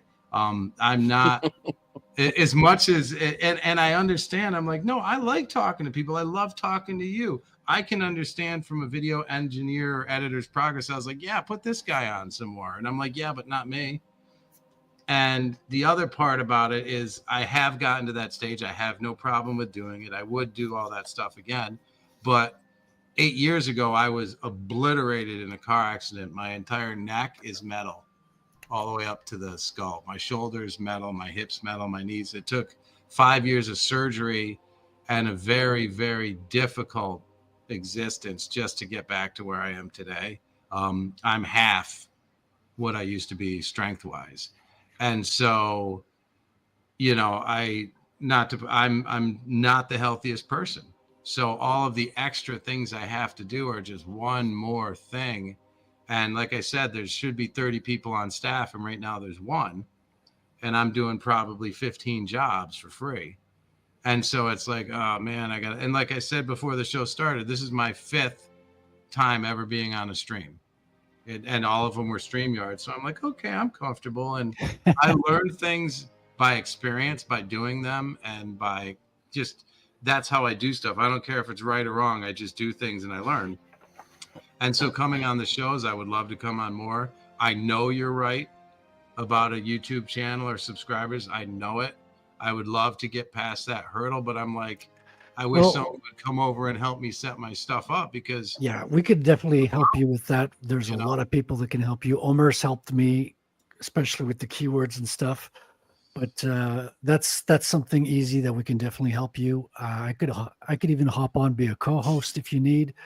That'd be something I'd be happy to help you with. And every time you have a new campaign, I'd love to have you on and, you know, talk about your latest campaign and try to help you sell the next book as well. And I love this. And frankly, I'll be honest with you, and you're it right here, right now, live time. I do a lot of things knowing what's going to happen in the future. I know it sounds bizarre, but you do certain things, you make certain steps, you can guess that there's a step up here you're going to have to make. And eventually I'm going to meet people, friends, great hosts who I talk to, who start getting the ball rolling, things happen. I actually believe this is going to grow to the size it needs to be with the wonderful help of my brand new friends right here. And otherwise like that, because that's the organic way. And if I don't stop, if I don't disappear, if I'm here every day moving forward, even just chatting on X saying, hey, here's this or that, Yes. It grows one at a time. Yeah. Right. 100%. If I grow that one at a time to 50, I'm set. I'm gold. And the internet is real quick to forget you. So you have to at least maintain weekly. Yes. And that's where I'm trying to get up some more presence and push things forward. And at the same time, I'm like, you know, I'll be okay, because I'm still going to be here in 2 years and Vampire 10 is going to come out and people will just have to go, these are good. I mean, there's no denying it when there's enough proof in your face over time and other people fall down. It'll get going. And then the second I get to that point and people start seeing what I give back, like what I do, I would be happy not making a cent for the rest of my life doing this. No problem. Just don't forget us little people when you get all the way up to the top of the mountain. Well, I've been to the top. I've been to the top many times, and I walk my ass down. It has nothing to do with it, and I prefer not to be anywhere in that position and default the money or the power to some other people. It's just uniquely not who I am. And so if I can make it, there's going to be 40 artists working all year round, and then maybe more. And then there's kids starting to say, and then people who need some help getting their books done, come on over. You want to join? Come on over. You know, and the more that's coming in is the more other people who get paid. Because at this moment, every cent I bring in, easily I spend 3 times more, easily. And I have a lifetime of comics experience and knowledge, as well as one of the largest collections you can imagine, that if I need to and investors don't show up, people don't back it, I'm like, grab a book like X-Men #1, say goodbye, you know. And I think I just sold Conan #1, 9.8, right? And I said, would I rather? Disgusting. That's disgusting. Oh my God. Yeah, I said, would I rather have this, or would I rather have 1,000 of my books? Oh, easy, 1,000 of my books, no doubt. And my 1,000 books, do they stand a chance someday of becoming something special, something bigger? Films, animation, cartoons, toys, all of that stuff's in the future. And it's just a matter of building prototypes and getting things going all on my own. So it looks slow, it looks sloppy, but it's not stopping ever. And I'm only going to get better. So it's a thing of like, you know, well, when's it going to happen? I'm like, yeah, believe me, it's going to happen. Like that. You sound like a dangerous man, sir. Oh, I am. I am. And you can ask a lot of other people about that too. Like, for instance, a notorious bad man, John Jones. You ever heard of him? MMA fighter. He's like Mike Tyson of the Octagon and kind of a bad man. I worked for the UFC and Bellator for a dozen years. Combat gladiators were my career.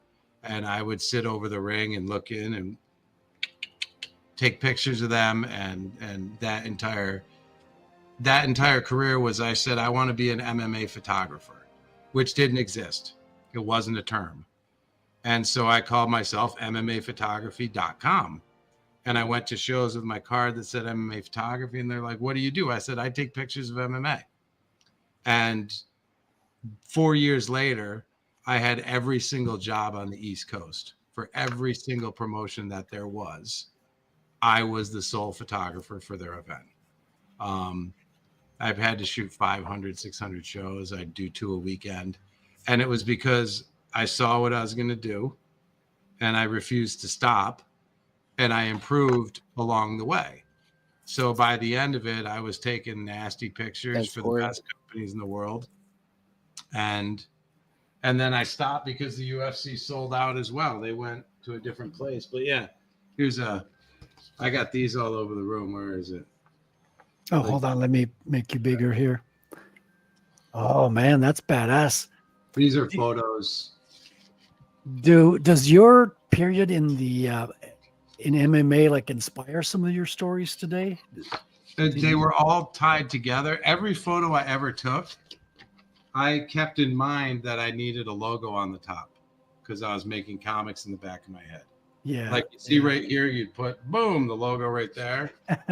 Like title, yeah. Everything was already laid out, even in my photography. Oh, those are good shots. And these are also Hall of Famers and champs when they were no one on the side of the ring. Each one of these was a UFC champ, Bellator champ. But the framing and the angle, that was all Jim Shooter teaching me angling and framing at comics. You know, that was all the same thing. And then when I came back to comics and back and forth, all I've been thinking about was heroes and comics and these poses in the background, you know, like this, all this stuff here. Yeah.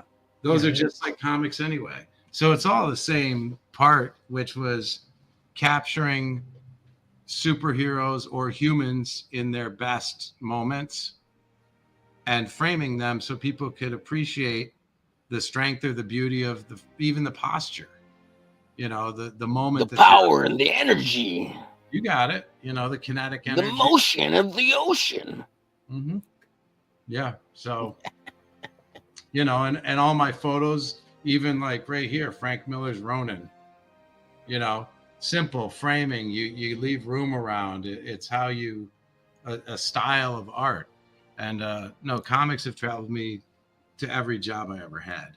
I got to ask you, speaking of Frank Miller, do you have like a favorite comic? Do you have something that you go back to, a comic that's kind of like the quintessential or your favorite in your collection that speaks to you in a special way? I have a lot of books like that, actually. One of the ones that hits me the hardest is the first cover I ever saw that I never forgot. And I never saw the book again for many years, but that one cover just seared into my brain like some sci-fi movie you saw on Skinamax when you were 16 and you can't think of again. but it was nice analogy. yeah, no, jungle action. I want to say 14, maybe it's 11. It's over on the wall. T'Challa's in a dinosaur's mouth. He's prying a T-Rex's mouth open. He's stuck in the middle of the mouth holding it. T'Challa's the Black Panther, right? Yep. Black Panther. Yeah. It was jungle action, Black Panther, and he's wrestling to keep a T-Rex from chomping down on him. And it's a Gil Kane cover. And that cover, I was just like, I think I was 9. I was like, oh. And after that, Gil Kane's great. For whatever reason, because of that singular image, I was a Black Panther fan. Didn't matter, his uniform's ripped, this and that. It's like, okay, it's this black guy. He's in the jungle fighting down. I'm like, oh, that's like Conan, sort of like, I got to get into this.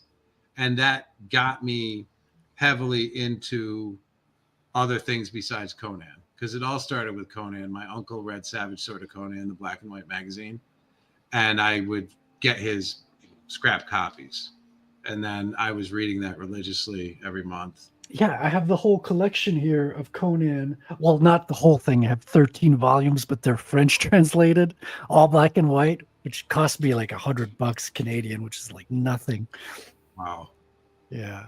I have a lot of foreign Conan. Conan El Barbaro, Le Barbare Conan. French, Italian. They're actually fun to get.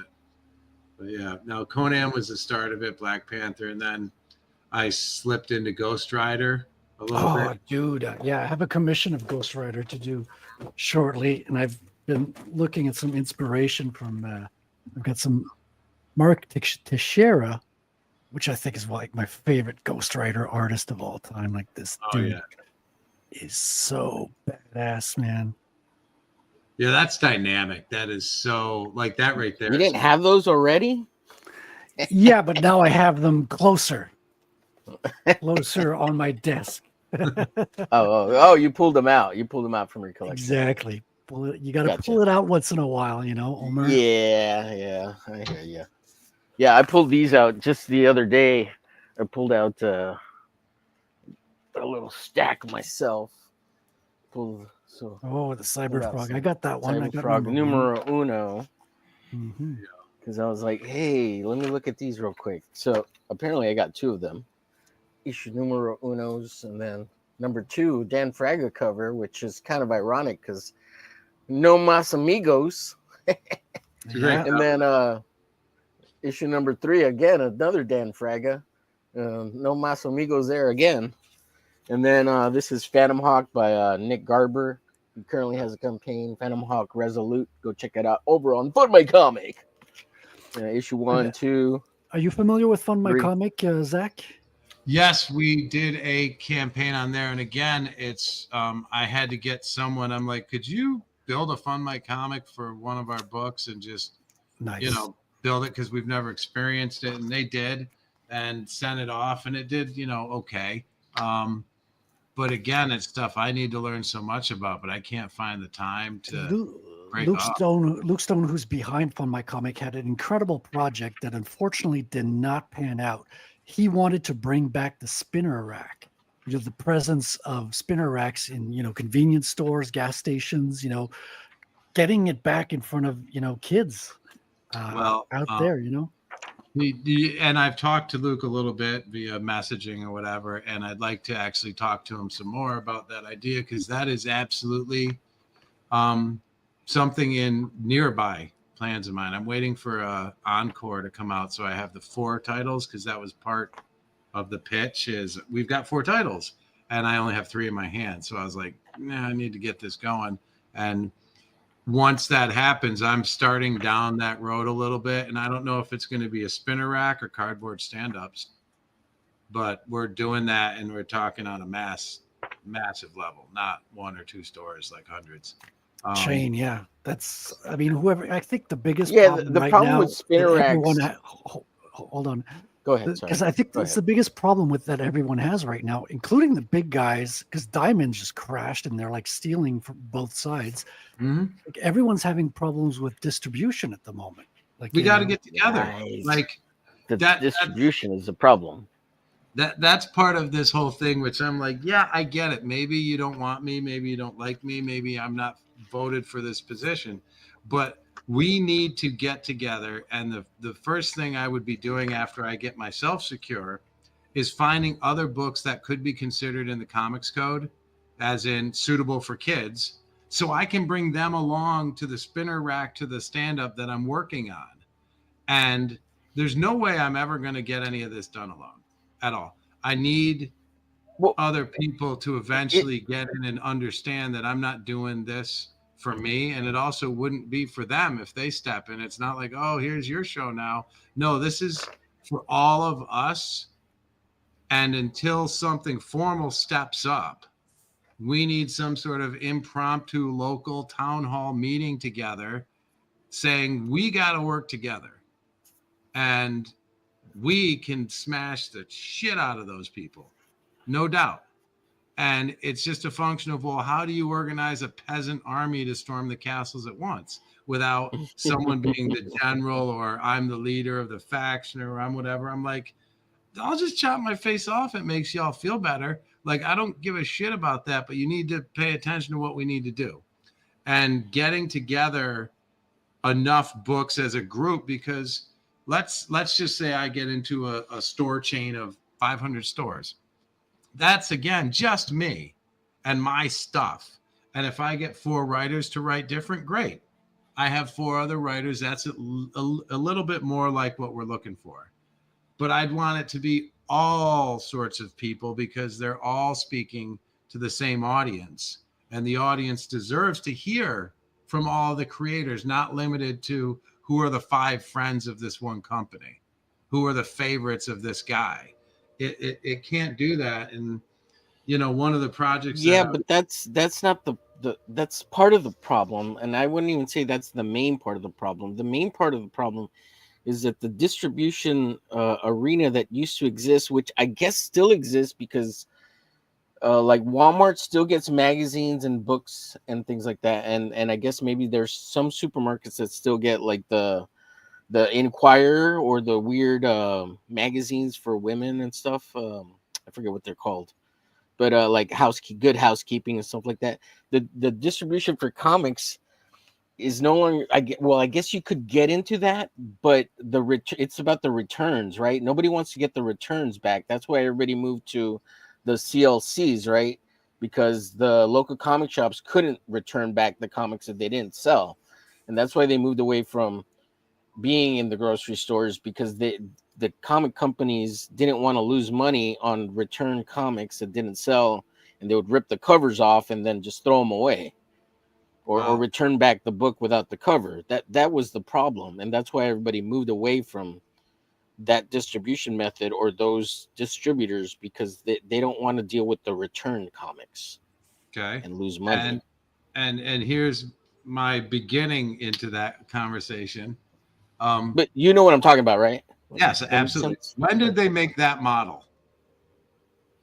Oh yeah, back in the 1940s, probably 1832. Like, it's so outdated. It's ridiculous. And I'm like, okay, fine. When was the next model for distribution evolved or created? When did they change it up for the modern day? Did they ever? No, as far as I know, it's still the same thing, right?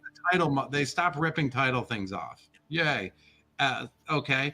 So they haven't even tried to think about this issue. And immediately, right off the top of my head, I'm like, well, I already got a half solution. Instead of returning it in those instances where they don't sell, you both split the difference. You know what I mean? Like, all of a sudden you're like, oh, my books didn't sell. You're like, yeah, well, now instead of the $5 I was supposed to give you, I'm only giving you $2.50. I'm going to keep it in my back issue box and sell it for half price. And you got your $2.50 credit. Yeah.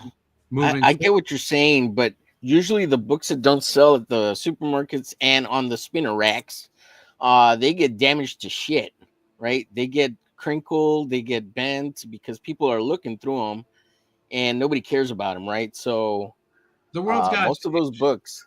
The world's got to change. I mean, and you're right. I appreciate it, but that doesn't stop I'm just pointing it out. Or better thought or a new way around it.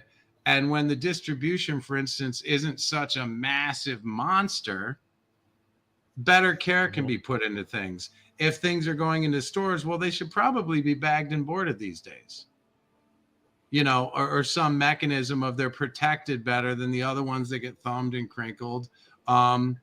If you're in a convenience store, no one's reading the books first and then paying. It's a different metric. Right. You know what I mean? You'd have to start thinking about, for instance, bookstores, good traditional bookstores. That's what I was going to say, because it's starting to look like a lot of people are taking the European market approach, like hardcovers. They call them graphic novels. They're like complete stories or collections, and they're going straight. But are you going to put those in spinner racks? No, that's a different market. Yeah. That's a different market altogether. Well, and we have the internet now. We have all the different outlets, and the point is, I'm trying to stick to the spinner rack idea and being distributed in supermarkets. And just like, where's your final thought on that kind of going? Because I really like it, but no one seems to. I don't want to give you this beautiful answer that I have and ruin exactly what I have, but I will put it to you this way. What if I said? So you do have an answer? Okay, that's cool. Let him finish, Omar. Let him finish. Well, it's halfway a secret plan, as well. You deal with people who have distribution built within their system. I gotcha. And you take the product to their warehouse. You don't deliver the product to your distribution person who then delivers it to, for example, I walk the books to Walmart, the store they're going in. The main distribution Walmart center that goes, I send them to every store. Go to them instead of the step before, for example. And Walmart's a bad example because they're far too big. But you go a step down, and let's say Florida's Piggly Wiggly. I don't even know if they exist. But Piggly Wiggly has 200 stores in Florida, we'll say. You go to the Piggly Wiggly warehouse and drop your books there just like the rest of their merchandise. And it's a micro targeting of distribution. And we don't have comic book stores anymore. So now you're talking about a grocery store or a knick-knack shop. You're finding it's not the same people at all anymore. You know what I mean? It's not the comics distribution plugged into all the people who buy comics, because no one buys comics. That's why they're dead. You need to be a distribution center that delivers to food stores, to convenience stores, to theme parks, to tourist destinations. It's a different outlet that doesn't quite exist yet and needs to be encouraged into coming back into form.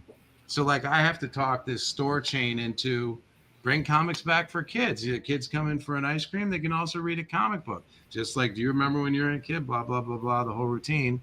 And you say they'd be acceptable for children. They'd be reliable on a consistent basis so they can come back again. It's an impulse purchase right next to the register. The art's done by the same people who did the fantasy comics back in the 80s. It's all blah, and they're like, oh, okay. And you're dealing with a one-on-one thing. And no one's ever going to go Marvel 50 states until something huge happens. What I'm suggesting is people start busting out regionally. And regionally is enough to get you to the national stage because people notice regional things. My prime example would be grunge, Seattle, Portland. That was a regional explosion that went national. And we have to work regional, and it's the kind of thing like if you can win your town over wherever you live, they're like, oh, I heard of your book. My whole town's heard of your book. That's a start. Just like a UFC fighter, you have to be the best in your town. Then you have to be the best in your city. Then you would love to be the best in the state. Then you'd like to go beat the hell out of the guy from Massachusetts or Vermont. And you expand out and you're like, oh, okay. And you're like, well, this guy's tough. Where is he from? New Jersey. Oh, well, they produce pretty badass fighters. They're like, well, where's this guy from? Oh, he's from California. Oh, they're pretty good. And then you put them together and you're like, oh, well, it turns out these guys are better. And that's the same trajectory as the comics are taking now. Each one of our titles is like a rookie fighter. And they have to get seen. They got to get chops. And instead of beating people, it's the recognition you get from a win. If you had won, people like, oh, did you hear him? He did a good job. You put the book out. It gets received well. People say that was nice. That's one win. You know what I mean? I'm kind of disappointed that we're not going to be beating people now. I thought Yeah. that was the whole point. That has got to be the coolest marketing analogy I've ever heard. Well, I'm game Well- for it. You know what I mean? If I wasn't so banged up, that was You could be the mafia boss. Like, do you smoke cigars, Zach? you haven't seen me Okay, we well, go. see, you're going to be the cigar smoking, and we're going to be your henchmen. And we're going to make this happen. no, it's Well, I want to point out that as far that the distribution method's not gone, it still exists. Sure, maybe it needs some updating, but Archie comics are still being put into places that you wouldn't think, or that have gone by the wayside. But they still like there. I can find Archie comics at my local supermarket and at Walmart, and sometimes even at convenience stores. well, So here's it's there's a still there. So catch-22. There's a catch-22. Can you sell 4,000 books without a distribution agent? Like you, me, can you sell 4,000 without them? They won't take you till you do. right. Yes. I So- hear what you're saying. And if you sell 4,000, why the hell do you need them? So It's With all the tools at our disposal, that's becoming an issue in pretty much every industry nowadays. It's like people can do things on their own with all the tools and stuff we have now. And it's like, well, if I can find a guy who can do this, he's going to be doing well, his own stuff. I will say this: not even the best guy in indie comics right now, the biggest guys are doing 4,000. They're doing 2,000 on average at the Mhm. highest level of sales per backer, right? Per backer count, roughly, it's about 2,000 is the max, yeah. and that's in the CG space, right? So. that's They're not even top- doing 4,000. So at this point, I would say, yeah, it'd be great if we could get into that market, right, and do 4,000 copies. But this goes back to a point I wanted to ask you about. You hitting it right on the head, Zach. With people forget that comic books is a bulk numbers game. The end sum game of you making any real kind of money in any publication thing is numbers. So when you were talking about printing about a minimum of 1,000 copies, like that's what it's about, right? Mhm. Getting the biggest volume print per unit price at the best, lowest price. And yes, it would be great if there could be advertising involved because that's what it initially was about. But as an independent comic, yeah, that was a I great got point. Sea Monkeys, first issue. Sea Monkey's been out of business for 38 years, and I got them to pay money to be in my first comic.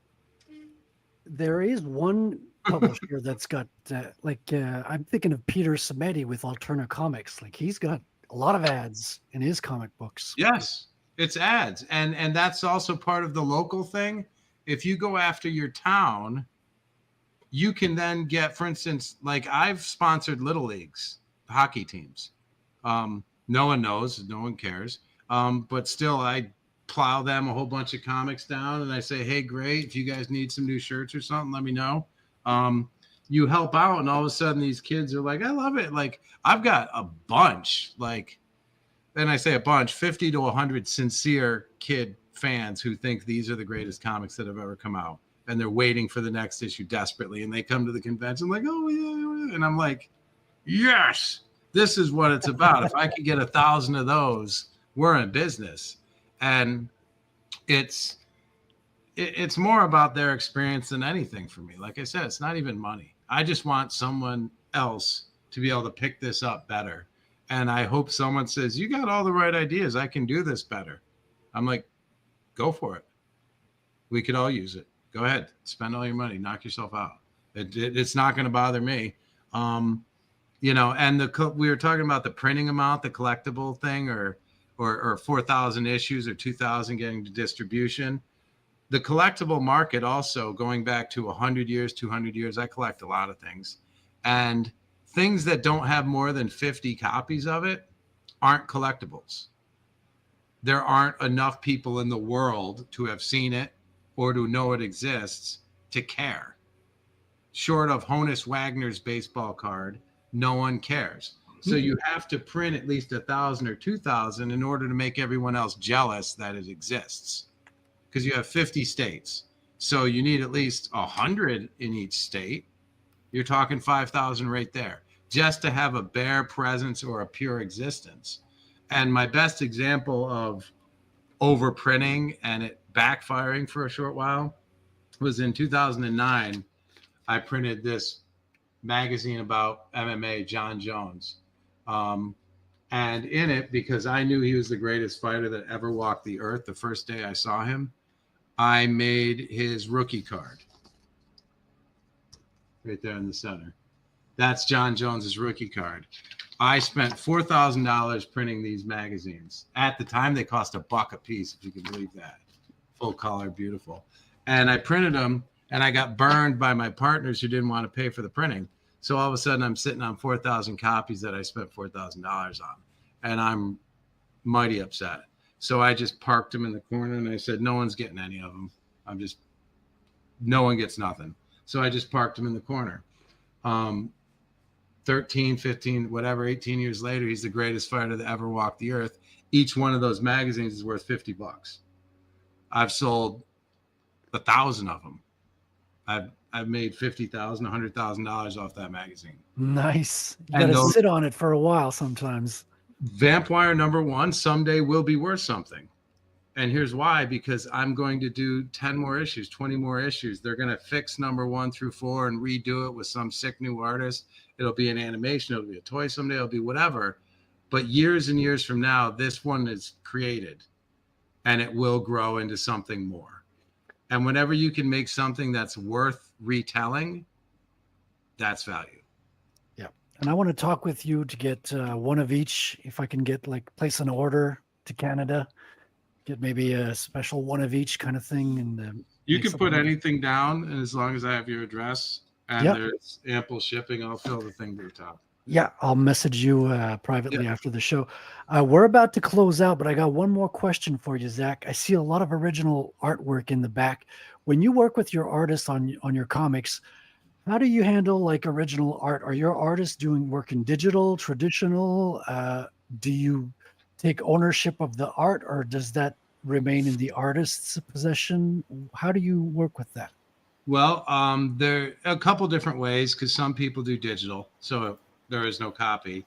Mark McKenna, who is, again, I got to say his name. Mark is one of the largest living legends today that people do not pay attention to at all. He's inked 20,000 pages. You can't name a title he hasn't done. Superman, Batman, X-Men, Deadpool, Wolverine, whatever. He's done covers every single person knows. And he inks and he mails me the copies, because 20,000 inked pages, I don't think he wants to own, frankly. And so he's got no more room at home for pages, I bet. Well, and also he understands we're an indie company. I'm not Marvel. I'm not DC. There is no extra value to this stuff. A lot of people are like, oh, well, I drew this and I want to make sure I get my $1 million later. And it's like, you think someone's making $1 million? No. What's your rate? You do a page, you do a pencil. I say, okay, well, it'll be a cover for a book. Give me your price that you need for it. And being the inker, what about me getting the copy? He's like, yeah, I'll mail you a copy. I said, okay, great. So most everything I get, Mark inks over, or he'll ink over blue line. And so the penciler can keep it. For the most part, I do like keeping all of the art if I can, and I'll pay for it. Sometimes I'm like, I want the art. Do I have to pay more? And they're like, yeah. And I'm like, okay, here's the more. Because that's how you archive art. Computers can crash, digital files can disappear, but I can always scan this and make the book again. I'm used to making books from physical copies. And we are big fans of physical copies here. Yeah. So, and sometimes I've said, hey, I got to sell it off to pay for the book, which the artist knows they want me to survive. And when I pay them $10,000 a book in art, they would like it to happen again. So more than they're like, oh, I want my art and I'm going to sell it. No one's buying it right now. No one knows who Vampire is. No one cares about the 24 pages. They're not worth anything to him at the moment. So he does me the favor of sending them on. Other people I pay extra. I say, hey, I really want the copy. And then also a lot of people are at the stage right now where they're like, hey, I'll do a pinup for $80 and I'll set, I sell art for a living. That's what most people are doing. They draw stuff and they mail it to you. That's their business. And so as far as the comic things go, I'm sure it'll change as we become more popular or something. People are going to see the value in their art. Maybe they can sell it afterwards and make some money back or whatever, which is fine. I just need a backup copy, and I like having an inker that does that on pretty much any occasion. For instance, David Lapham, Stray Bullets. He was one of the original artists on Plasm. He drew this one on the wall, that color thing, and he's expensive. And then I said, well, I want to own it as well. And he said, okay, we'll tack on another $150 or $200. So I paid, and that was the first Kickstarter campaign. That cover, because he's so popular, paid for most of the campaign. Wow. That one. And I was like, I really would love to have that still in my collection, but made issue 2 possible. You know what I mean? Yeah. So it's all just part of it, and it all depends on the artist and who they are and what they want. Do they want a little extra money now, or do they want to keep their art? It really makes no difference to me. I would prefer to have art because I love it. Yeah. I mean, as an artist, I'm like my own creator, own book. I do enjoy selling art because it feels like it's getting out the door as much as, I don't hang on to it as much because I can make art all the time. But I'm planning on selling a few originals with the campaign, to try to get the numbers up a little bit. I think you got to have a couple of little extras to make the paper profitable, as they say. Mm-hmm. But yeah, it's about that time where we're going to hit shill time. So let me give a little outro, shill period intro here, and then we'll all shill each other out in just a minute.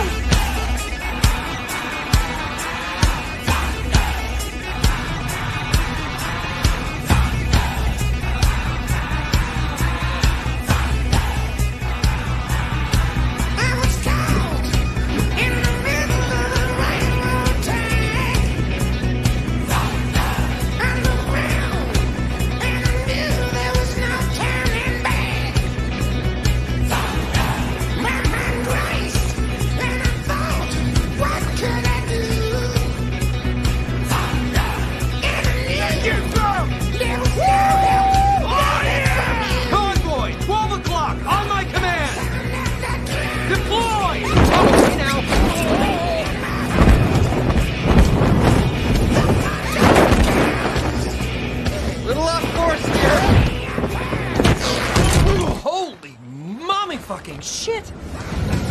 Oh, there they are. Look at these gorgeous sons of bitches.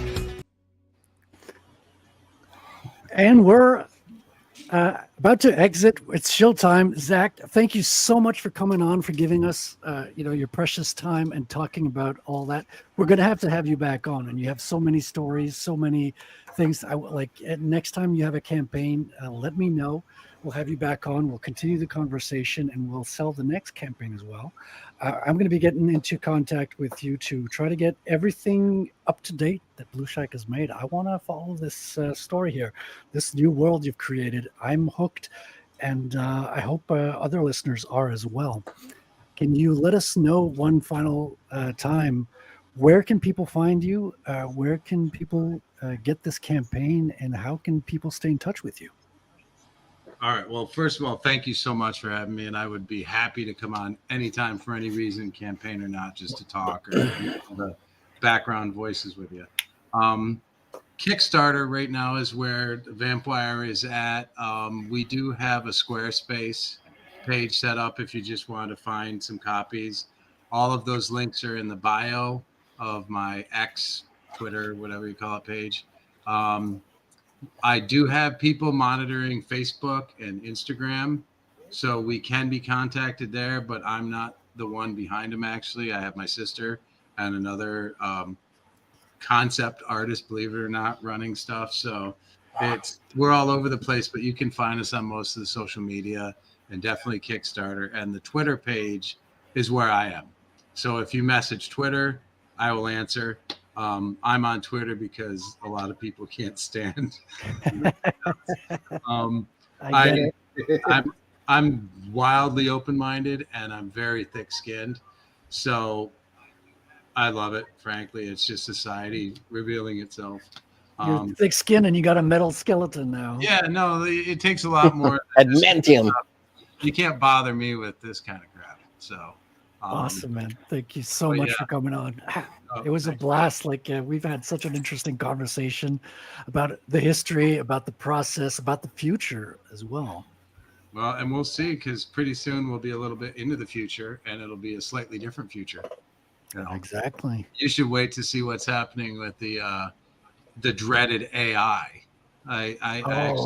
Yeah. Chuck Dixon's got a book coming out, all AI art now. No. That's not the way to go. Extra fingers. Yeah, no, I mean, Vampire is an AI living being. And so to create him, I had to study absolutely everything about AI, everything. And so his creation mimics what's actually going on right now to a frightening degree. That's interesting. Frightening.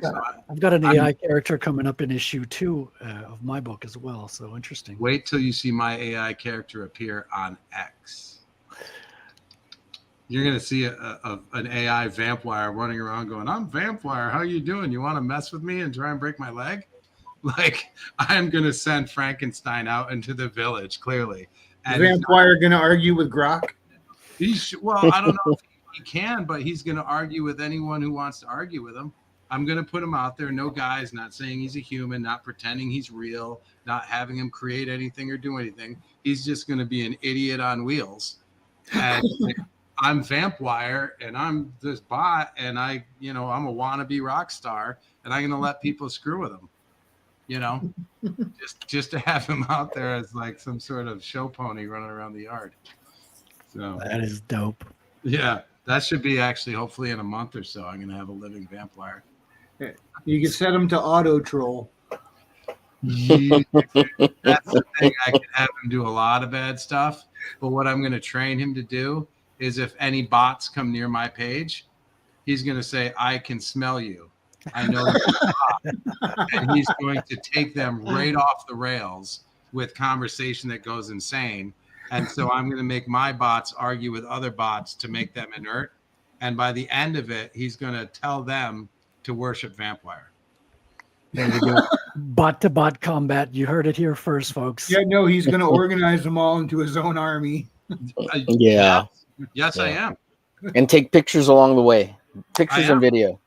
Do I look like I'm kidding? The next MMA digital AI fighters. No, for real. No, I got a friend who's in the industry over there. And I'm like, yeah, all this stuff you're doing is cute, but I have a different angle. I want a guard dog named Vampire who harasses any bot that comes within 10 feet of me. I'm sick of them. That's awesome. Watch out, folks. Yep. And Omerglitch. Very nice. You can find me at Omerglitch everywhere on the interwebs, YouTube, Facebook. Just put Omerglitch. Just put the name Omer, and you'll find me too as well on any search engine, or just go to my website, GarciaDesigns.com. And please like, share, follow, and subscribe to everybody here. And make sure you hit the bell so you don't miss any time we go live. That's right. And Wrangler from Frequency Studios. You can find my stuff on Amazon.com. My books are over there. Good Time Adventure, Haley and Elizabeth. Go along with them and learn and grow and see what their adventures are. You can also find me over on Substack. I have a short story taking place in the same universe, artwork by Mr. Frederic Guimont himself. And you can also find my channel on YouTube. Do a channel search for @Wrangler212. It'll pop right I've up. got your channel linked in the description. It should be there. Oh, sweet. Hell yeah. Right. Links in the description. And There you can find me on Twitter, Blue Sky, Truth, and Minds under Frequency Studios. There you have it. BillyBobSac, are you promoting today? Nah. Billy's got we got a review of Arvid the Twit on Twitter with Bennett the Crow, an hour-long review of a most excellent. If you're looking for a good fantasy comic with berserk-like quality art, go check out our review on BillyBobSac's channel. Links in the description. And of course, we're a contract. Well, I am Frederic Guimont. I was almost going to forget myself. I'm Frederic Guimont. You can find my project on ratelcomic.com. If you can't spell that, type in imakecomics.com. Then I'll forward you there. I've got a show here, Proof of Comics, every Tuesday. And I'll be on the Comicsgate Commandos tomorrow at PQ Vox's channel on YouTube. Check that out. We'll be doing a special shout out for our favorite Comicsgate and indie comics that we've collected to date. Do check that out. My book has just finished the inking process, so it's in the hands of the colorist, and I'm doing pre-press and starting the campaigns. That should be out shortly. Stay tuned. And of course, we are contractually obligated to play a clip from our favorite Sabrina here. Let's do it.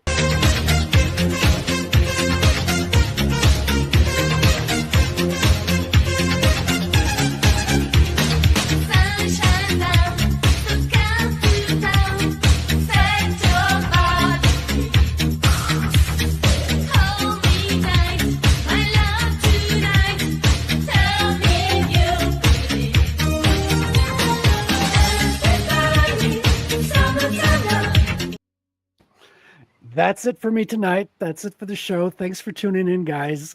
Stay tuned next week. And thank you again to our guest, Zach. It was a great show, man. I appreciate it. Thanks, everybody. See ya. God bless. The sun has gone to bed, and so must I. So long, farewell. Auf Wiedersehen, goodbye, goodbye, goodbye, goodbye, goodbye.